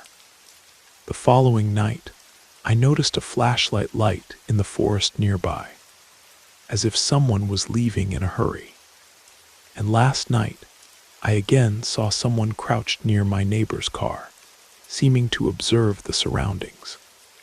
At first, I had abandoned the research, since I didn't find anything about animals that would justify what happened. But now I'm looking for stories of people who have gone through something similar. I hope there's someone who can understand this situation, or perhaps even have an explanation for these experiences. I really need to go back to sleeping peacefully, without the fear of being stalked by a stranger, or visited by something supernatural during sleep. Last night, around 3 a.m., I finally caught a glimpse of whatever's been making that strange whistling sound. I'd been keeping watch by my window, blinds partially open, lights completely off in my room. The street was eerily quiet, not even the distant hum of traffic or barking dogs. Then I heard it, that same pattern of whistling, starting at the far end of the street. I held perfectly still, my phone ready to record anything I might see. The whistling grew louder as it approached my house. And then I saw it, a tall, impossibly thin figure moving with an unnatural gait down the center of the street. It moved with jerky, almost mechanical motions, stopping precisely in front of each house before continuing to the next. When it reached my neighbor's house, it turned abruptly and faced directly toward my window. I ducked down immediately, my heart pounding so loudly I was sure it could be heard from outside. For what felt like hours, but was probably only minutes, I stayed crouched beneath my windowsill, afraid to look. When I finally gathered enough courage to peek out again, the street was empty. The whistling had stopped. I checked my phone, hoping I'd managed to capture something, anything, on video. The recording showed the empty street, captured the whistling sound. But at the exact moment when I'd seen the figure, the video became distorted with static and strange pixelation. When the image cleared, nothing was there. I've called the local police to report a suspicious person, but without evidence, there's little they can do. They promise to have a patrol car make extra passes through the neighborhood at night, but somehow I doubt that will help. Whatever this is doesn't seem like something that would be deterred by ordinary means. I've started researching local folklore and found an old story about the Whistler, a figure that supposedly roams the outskirts of town, luring the curious or unwary away from their homes. The stories date back to the early 1900s, when several children went missing after reportedly following a whistling man into the woods. The disappearances stopped as abruptly as they began, and over time, the story faded into local legend. Tonight, I've invited 2 friends to stay over. I haven't told them the real reason, just said I needed some company. I've closed all the blinds, locked every door and window, and we've agreed to take shifts staying awake. I don't know if it will help, but somehow the thought of facing this alone again is more terrifying than whatever might be out there. If you're reading this and have heard the distinctive pattern of whistling in your neighborhood, one long note, a pause, then repeated with increasing frequency. My advice is simple. Don't look outside, don't answer, and whatever you do, don't follow the sound.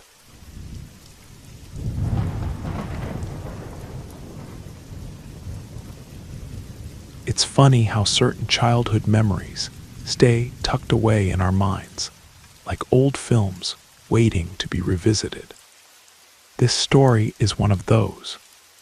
When someone decides to return to an abandoned theme park where they lived through so many experiences, the feeling is almost surreal, a mixture of nostalgia and suspense, as if each corner might reveal a surprise from the past.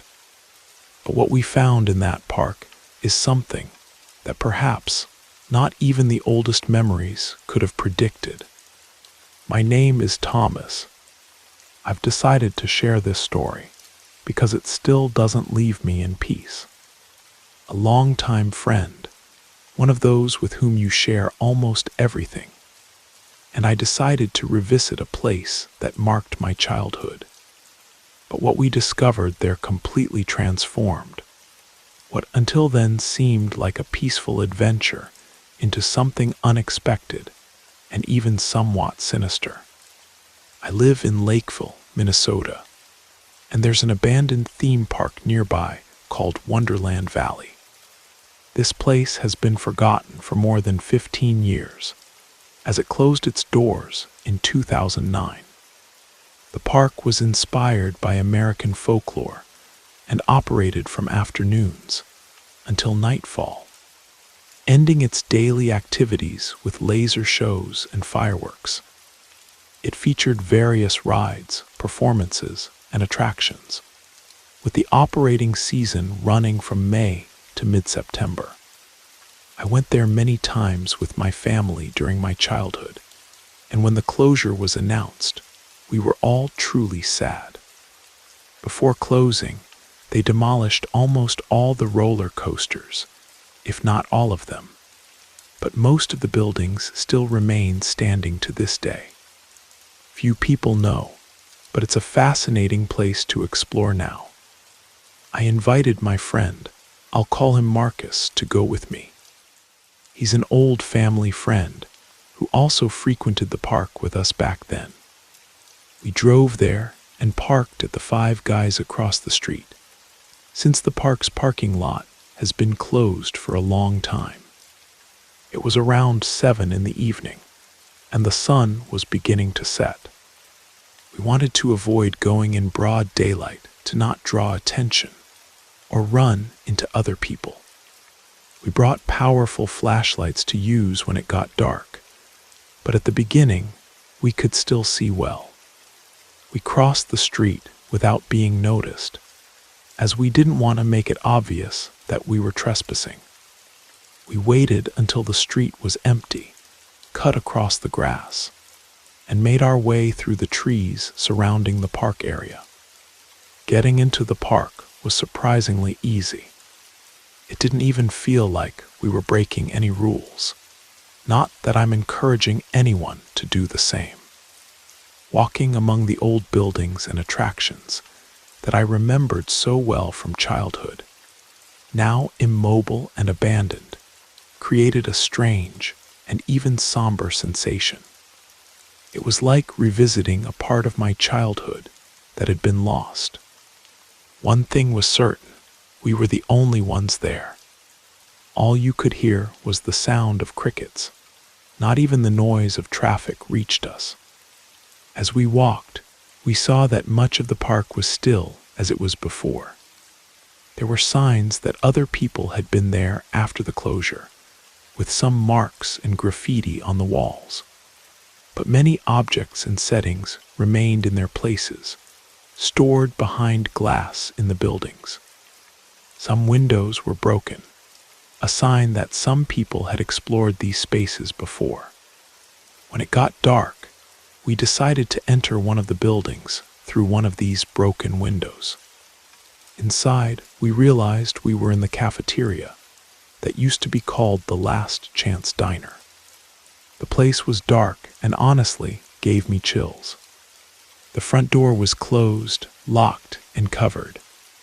There were boards of wood nailed in an improvised manner, and the salon space was full of random objects, as if it had become a temporary storage for things from outside. Marcus was exploring the other side of the place when I shouted to him, "I'm going to take a look at the bathroom." I then headed for one of the bathrooms. Upon entering, I felt a different, indescribable smell that filled the environment. There were 3 stalls there, and as soon as I entered, I heard a sound coming from one of them, as if something small had fallen to the floor. "Is anyone there?" I called out. The environment was plunged into darkness, but my flashlight illuminated a bit. The doors of the 3 stalls were closed, but there was something that had undoubtedly moved in there. With one foot, I held the door open and bent down, pointing the flashlight under one of the stalls. That's when I saw a pair of shoes and legs. I felt a chill down my spine and jumped back. I pointed the flashlight under the other 2 stalls and saw the same thing. 3 pairs of shoes and immobile legs, one in each stall. Suddenly, one of the pairs began to move, as if the person was bending down to look under the door. But I didn't wait to see more. I left the bathroom running and shouting for Marcus to get out of there. We quickly climbed out the window, and he followed me without asking questions until we were well away from the building. I told him about the 3 people I saw in the stalls. He laughed and made a joke, insinuating that maybe they were just using the bathroom. But I knew he didn't fully believe the story. I explained to him that one of the visitors was about to look under the stall. His expression changed to something more serious, a mixture of shock and concern. It was clear that we weren't alone. If they were just friendly explorers, I'm sure they would have said something when I entered, or at least when I greeted them. We quickly left the park, and by the time we reached the car, the sky was completely dark. We've never gone back there since. I don't know how to explain what I saw. It was strange, frightening, and completely transformed the mood of what, until then, had been a light and fun day. But what continues to haunt me is the question, who were those people? And why were they all standing perfectly still in those bathroom stalls, as if waiting for someone?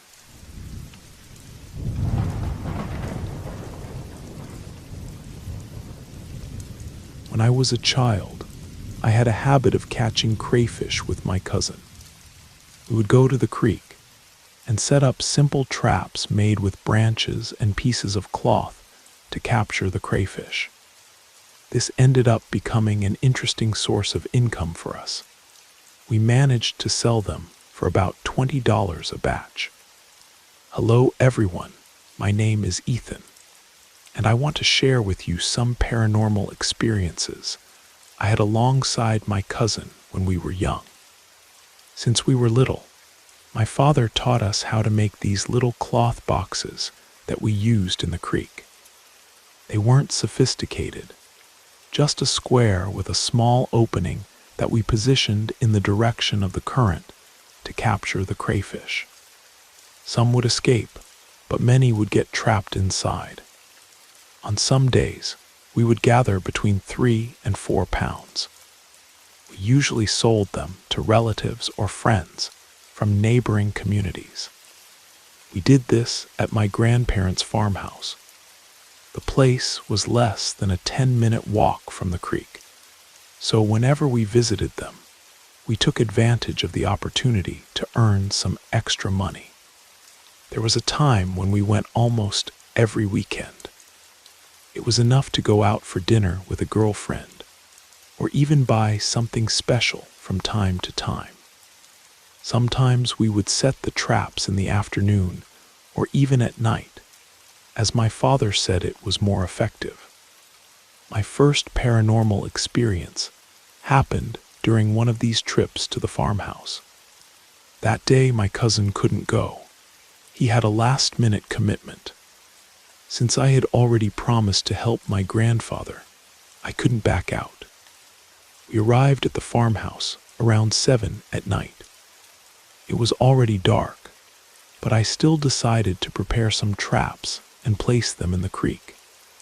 My grandfather, somewhat doubtful, commented that it was already late, and that perhaps it would be better to leave it for the morning.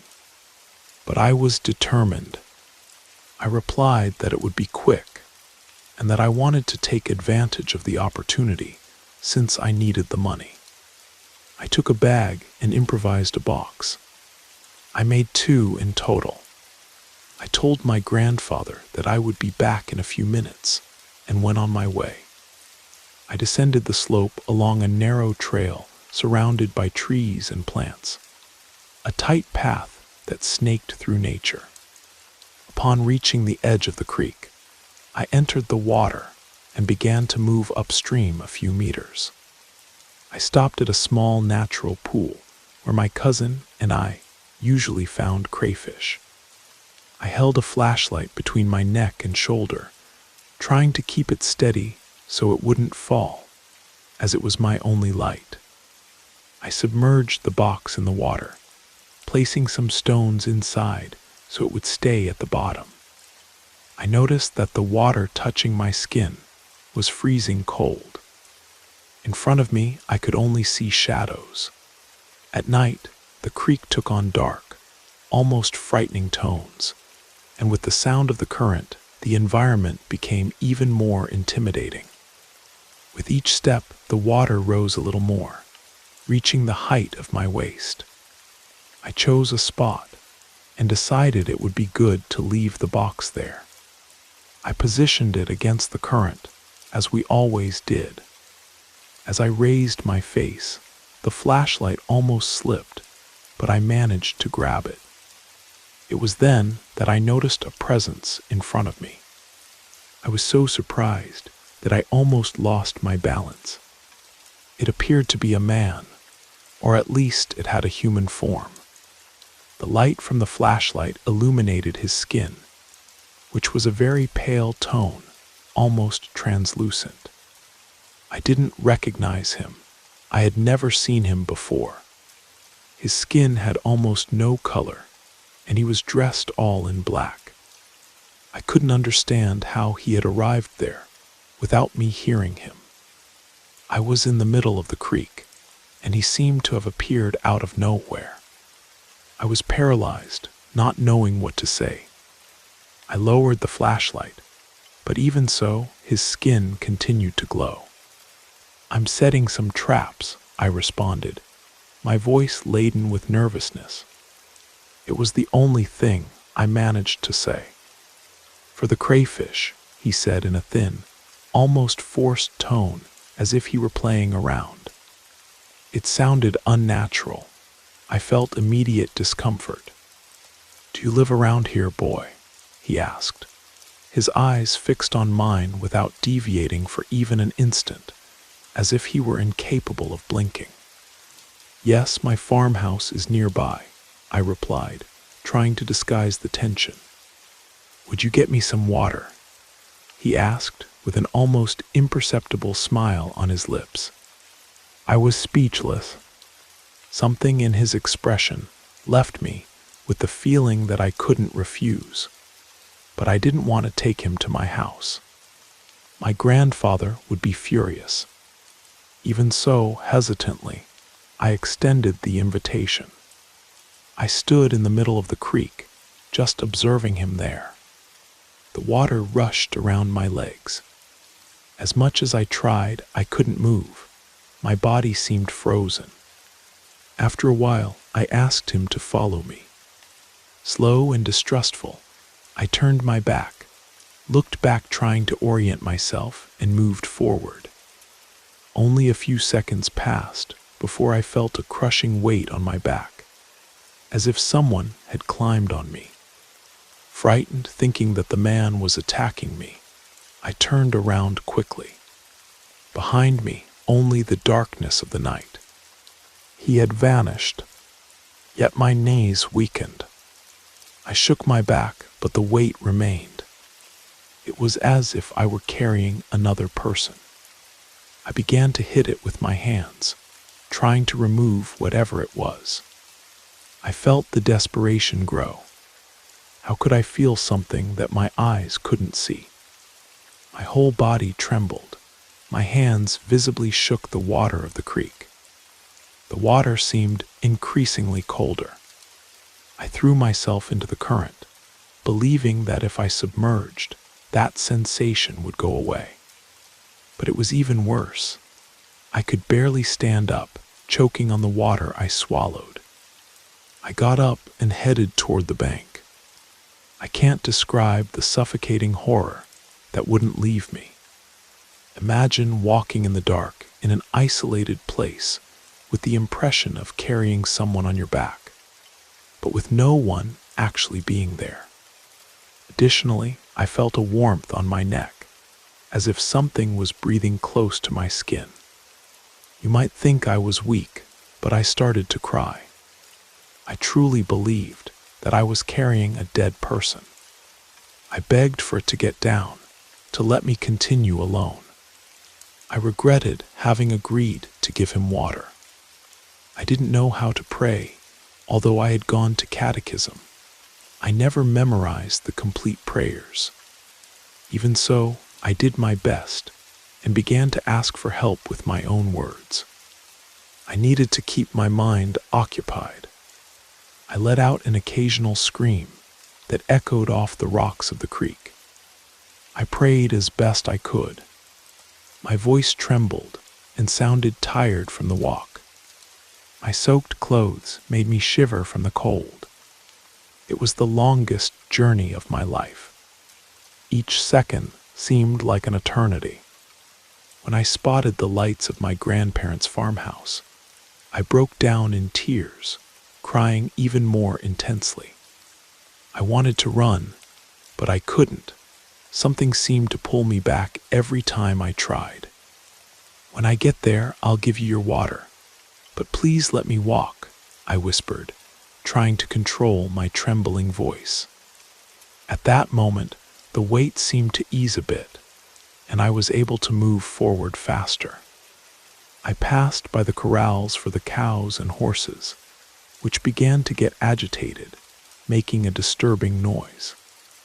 I wondered if they could see the volume on my back, if they were able to perceive that large shadow resting on my shoulders. Suddenly, my legs locked up, tensing along with the rest of my body. I felt a force over me, something that seemed to have total control. I could see my grandfather lying in the hammock when I crossed the front patio. The weight finally dissipated. It was as if an instant relief took over me. My grandfather quickly got up with wide eyes and asked what had happened. I could barely stand. Everything was spinning around me.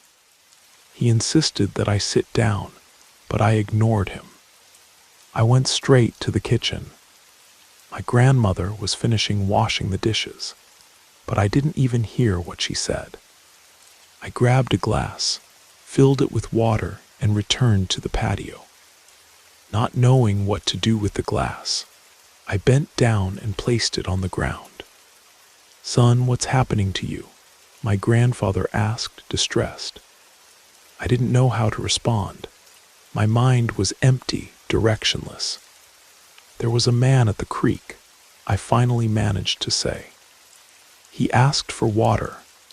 They looked at me, trying to understand what I was saying.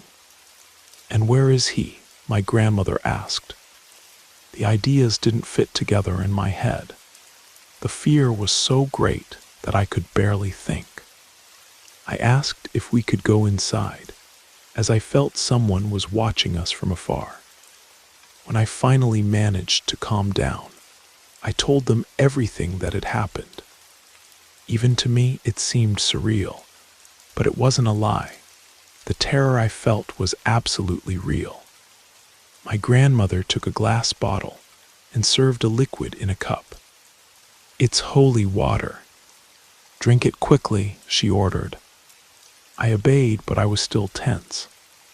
From their expressions, I could tell they believed me. I described, with fear still etched on my face, how something pulled me, preventing me from walking. That night we said a rosary. My grandmother led the process with calm and determination.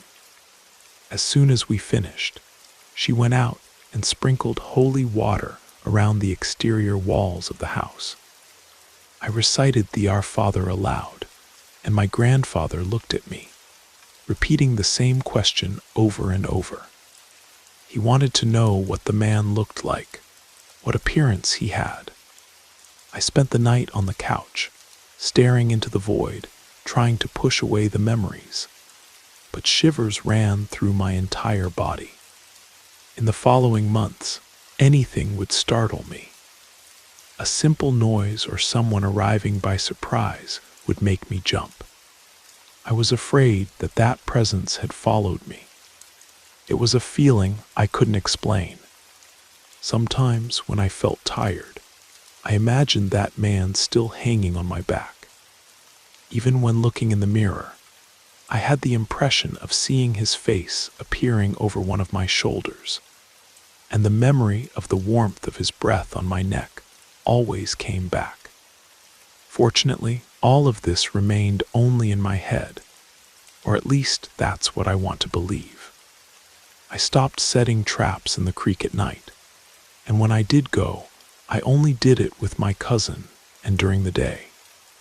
In fact, it took months before I had the courage to do it again. I even began to fear visiting my grandparents. This story became part of the family tradition. Today, I'm known as the cousin or the uncle who had the dead man on his back. Perhaps now I find it amusing, but the terror of that night is something I hope never to experience again. My cousin had a strange experience in that same creek. Gilbert never really believed what I told him. He always mocked me, saying that I had made it all up. That is, of course, until the day he himself had to eat his words.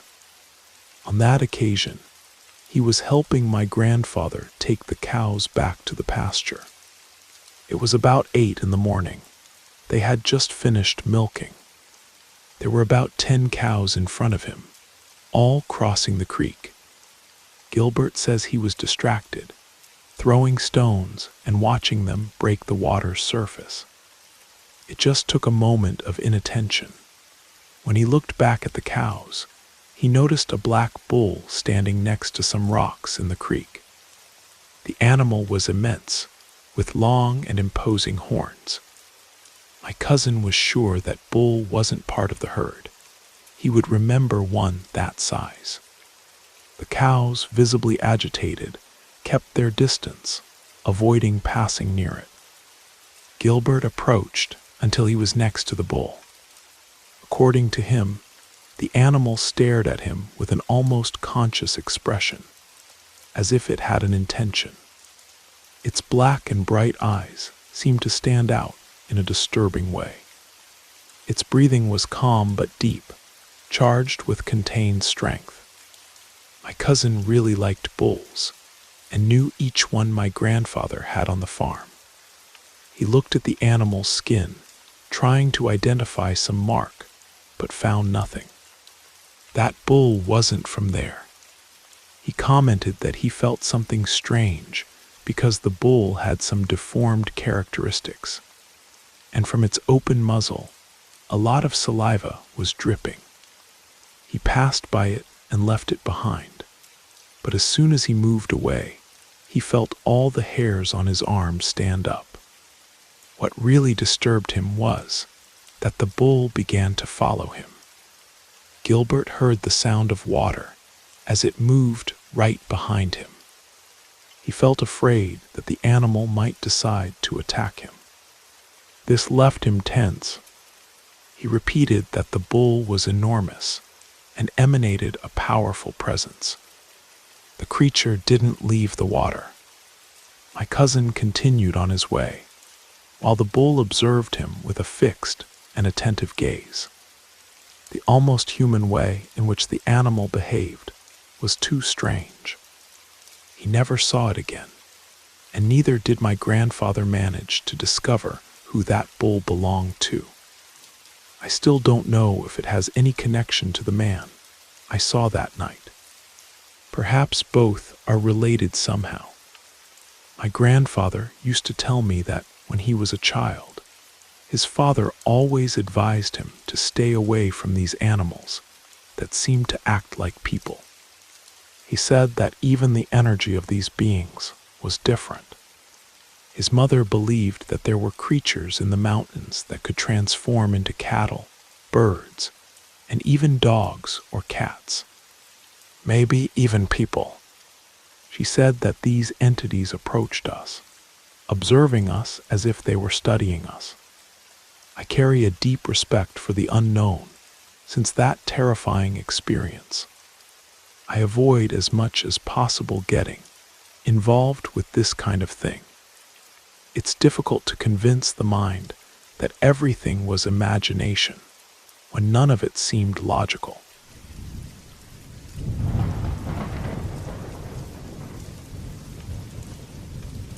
I'm 32 years old and live alone in a middle class to lower middle class area.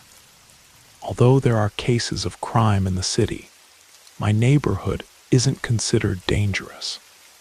Even so, sometimes I feel a discomfort in the air. I don't have much contact with most of the neighbors, except those in the house next door, who are quite friendly. The people across the street are a bit more reserved. I like to know who lives nearby, because it brings me a little more security living alone. I'm naturally cautious, so some of my biggest fears of being alone were tested one night. While trying to sleep, it was late on a typical work night, already past 11. I was lying down when I heard something crackling beside the house. I couldn't identify if it was a person or not. Around here, cats and raccoons are frequent during the night. On the following night, I was awakened by a sound right beside my window, something that seemed like an isolated crack, perhaps the window frame. Since it was April, I still left the windows open for air circulation. So without thinking too much, I asked, "Who's there?" No response. I got up, opened the blinds, and there was no one outside. With these 2 consecutive nights of noises, I began to think I was getting paranoid about common house sounds. I went back to trying to sleep, but that same night I was awakened again, this time by a scratching sound coming from the backyard. I could hear it clearly through the window. I got out of bed and went to the living room near the back door, and the sound seemed to become even clearer. It was a clicking sound, right there on the other side of the glass door. I turned on the living room light, and immediately the noise ceased. I went to the glass door, which is covered by a curtain. My heart was racing. I hesitated for a moment before pulling it, fearing to see someone there. But when I pulled the curtain at once, I didn't see anyone.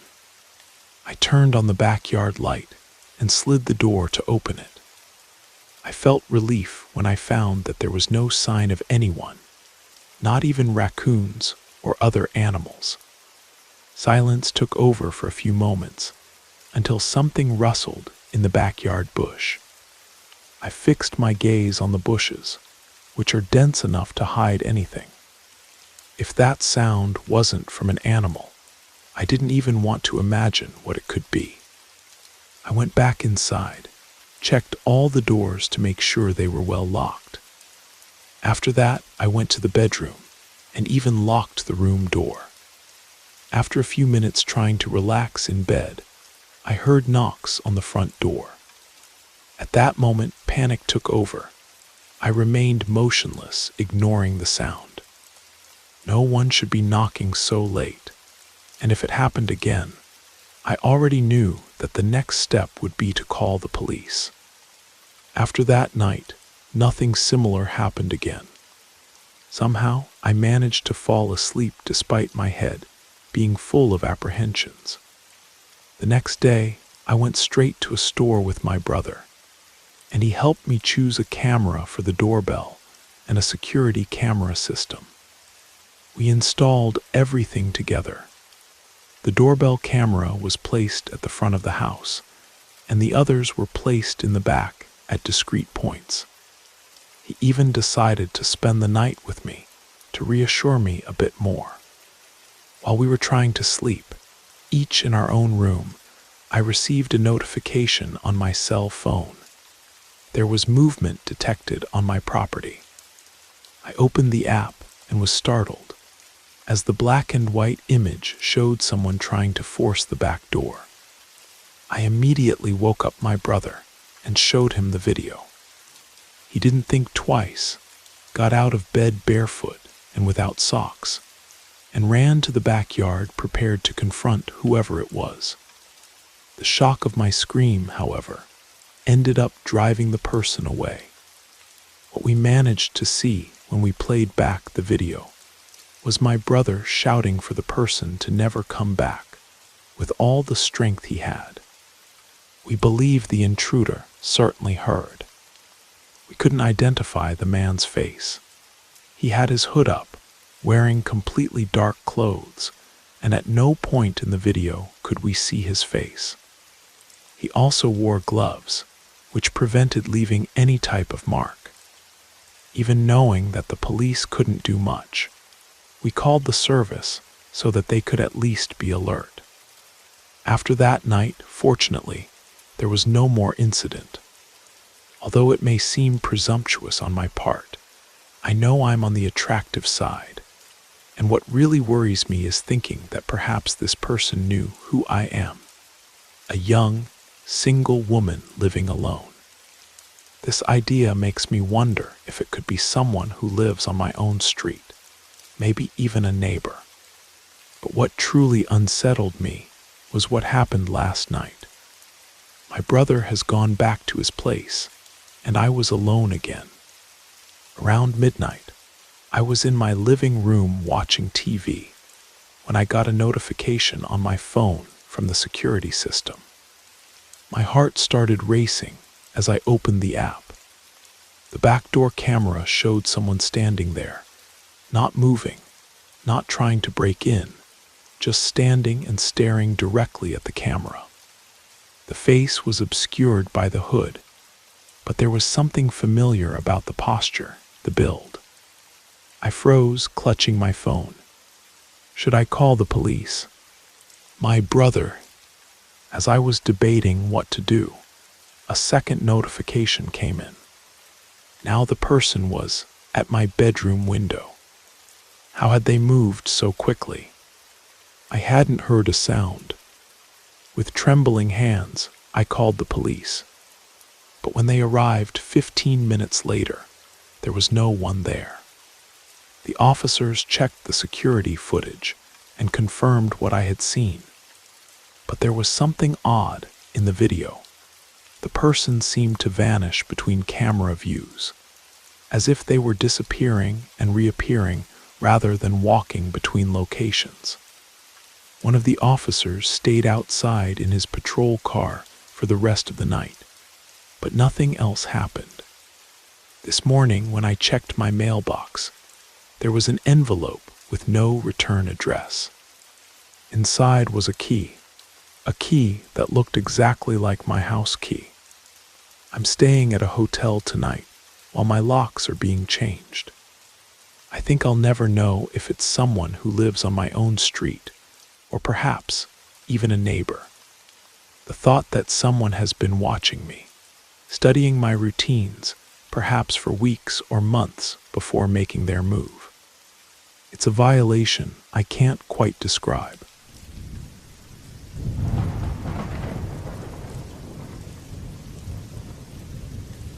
My name is Amelia.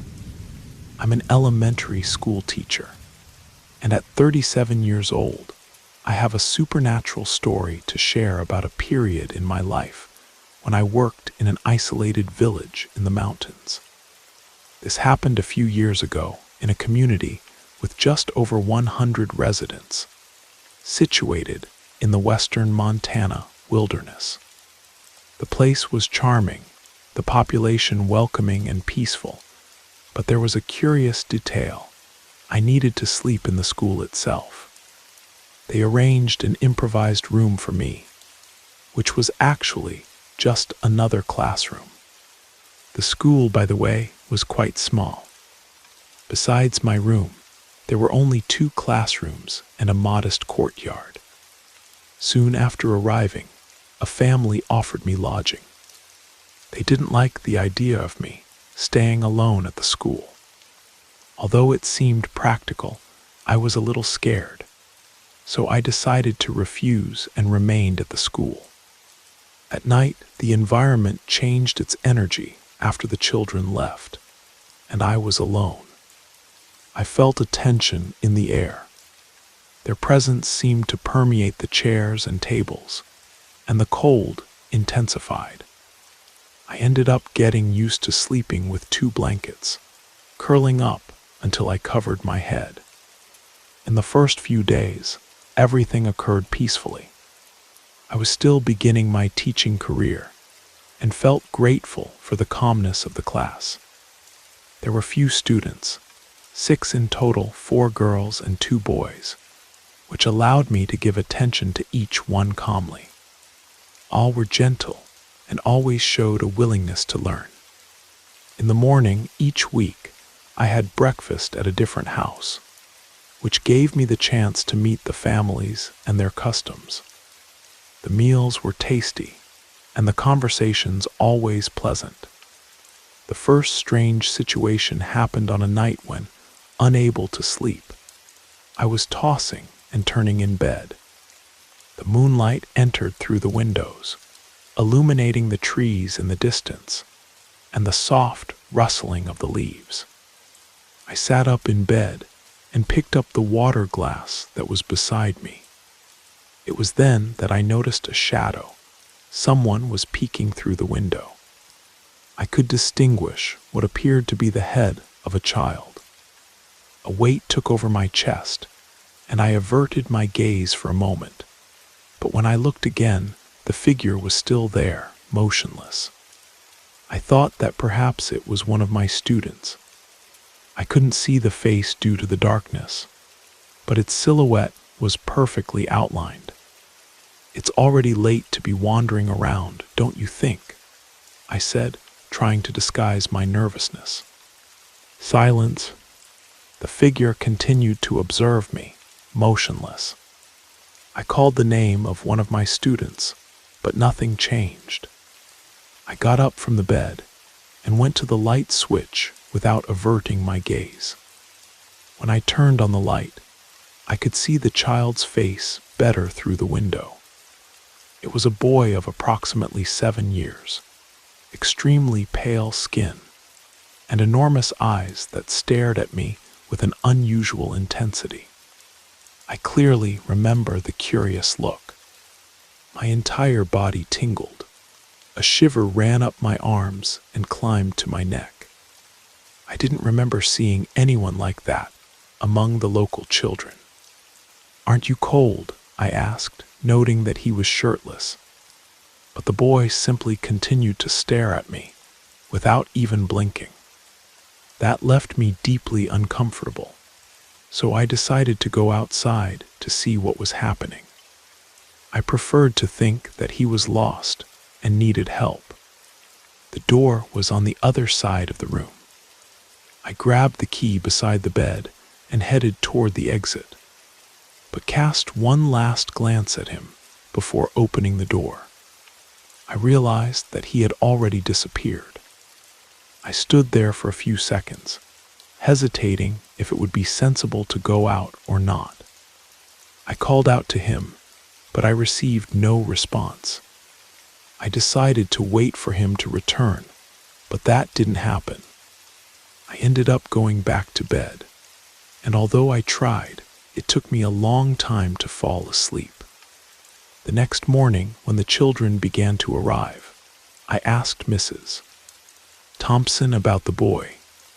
I described what I had seen the night before, including the time, but she didn't seem to understand who I was talking about.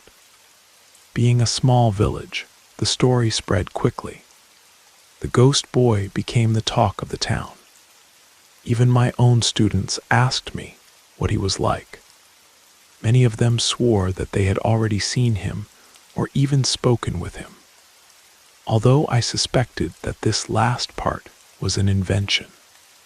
The truth is that the people didn't help at all. They fed this idea, and I ended up convinced that he could be some spirit trapped in this world. Perhaps a soul that wandered around the place. My mother used to say that some souls have difficulty departing and reaching peace. She recommended praying for these souls, so I adopted this practice. Every night before sleeping, I would say a prayer, beginning with an Our Father and ending with a plea for the little one's rest. Although I didn't know his name, for some reason, the name Michael constantly came to my mind. I ended up calling him that. Time passed, the school year progressed, and I was adapting to life in the village. I missed the city, but I discovered that rural life also had its charms. On some occasions, I would join other young mothers to bathe in the creek or wash clothes, and I began to value the simplicity of that daily life. My second supernatural experience at the school was totally different from the first. I remember that on that night, we didn't have electricity. In the previous days, the rains had been intense, and it was common for the power to go out. The sky, however, was clear, and the moonlight illuminated the area around the classroom. I had a gas lantern and some candles in the classroom. It wasn't very late, around 10 at night. Even so, as is common in villages, most people were already in bed or sleeping. I decided to stay awake a bit longer because I had trouble falling asleep. I liked the sound of rain, but on that night, even with the tranquil environment, I felt restless. Sitting at the table near the door, I was preparing some future lessons, taking advantage of the peace of the moment, when suddenly I heard a loud noise beside me. Someone was knocking forcefully on the door. Being metal, the sound seemed even more thunderous. I stood up and asked, "Who's there?" I waited for a response, but silence was the only answer. Only the knocks persisted, each time more intense. I approached and repeated, "Who's there?"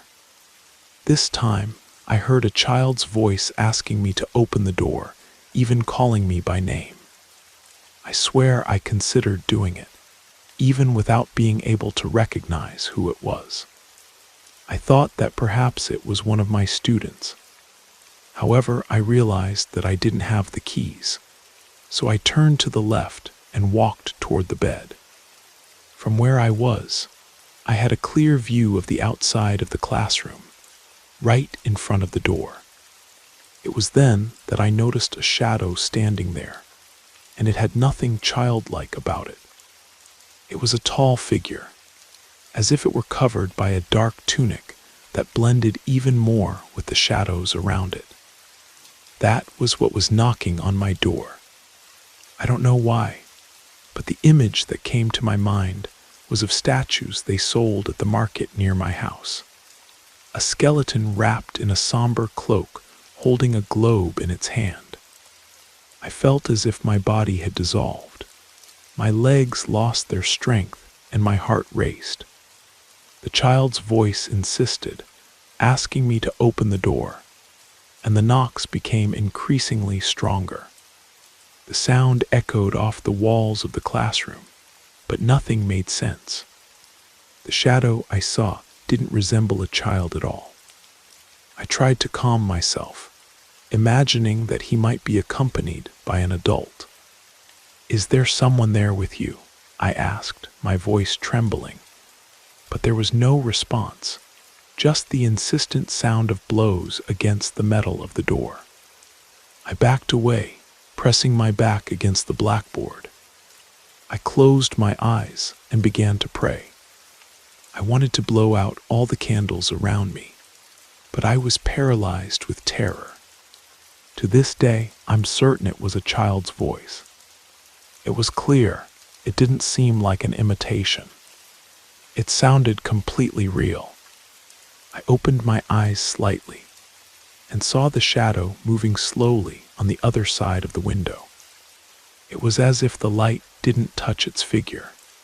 Its darkness seemed to absorb all the luminosity around it.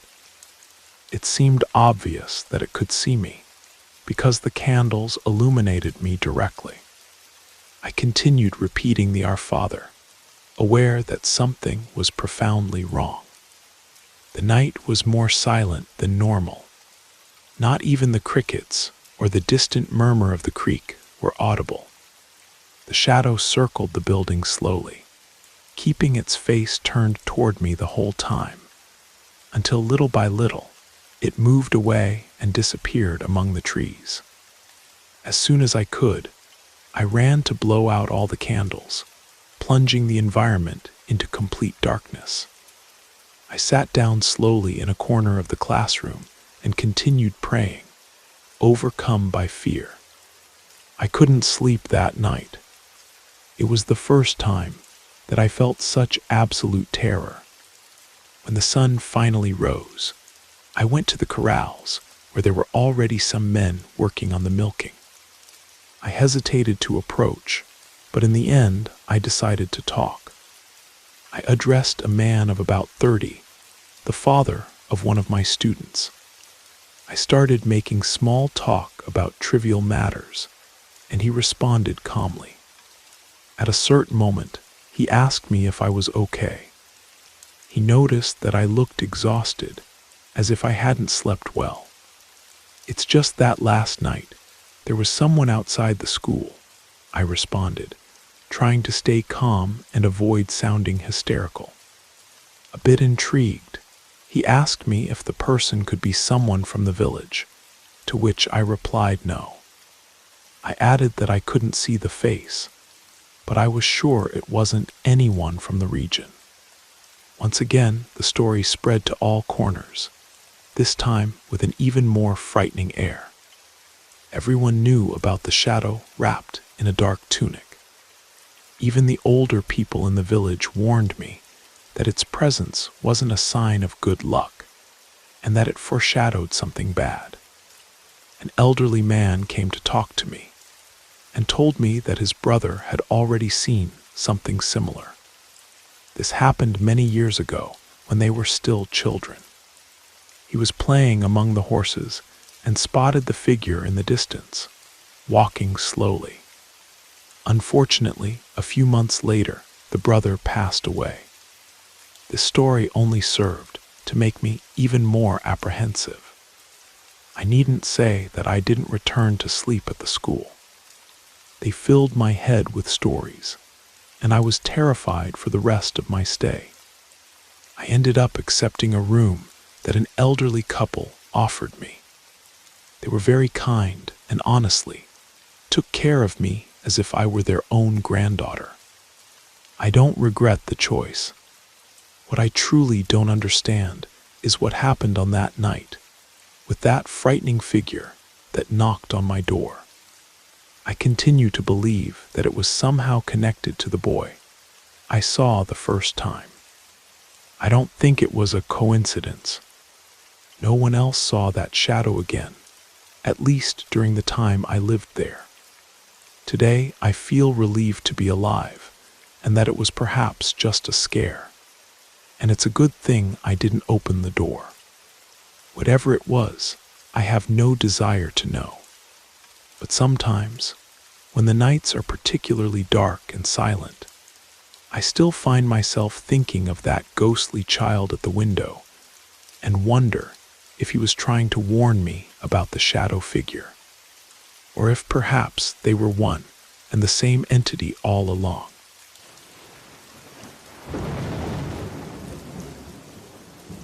You made it to the end of the stories. That means it's the perfect time to subscribe so you don't miss future episodes. And if you haven't already, leave a like and drop a comment. I'd love to hear your thoughts. Have a great time relaxing, and good night.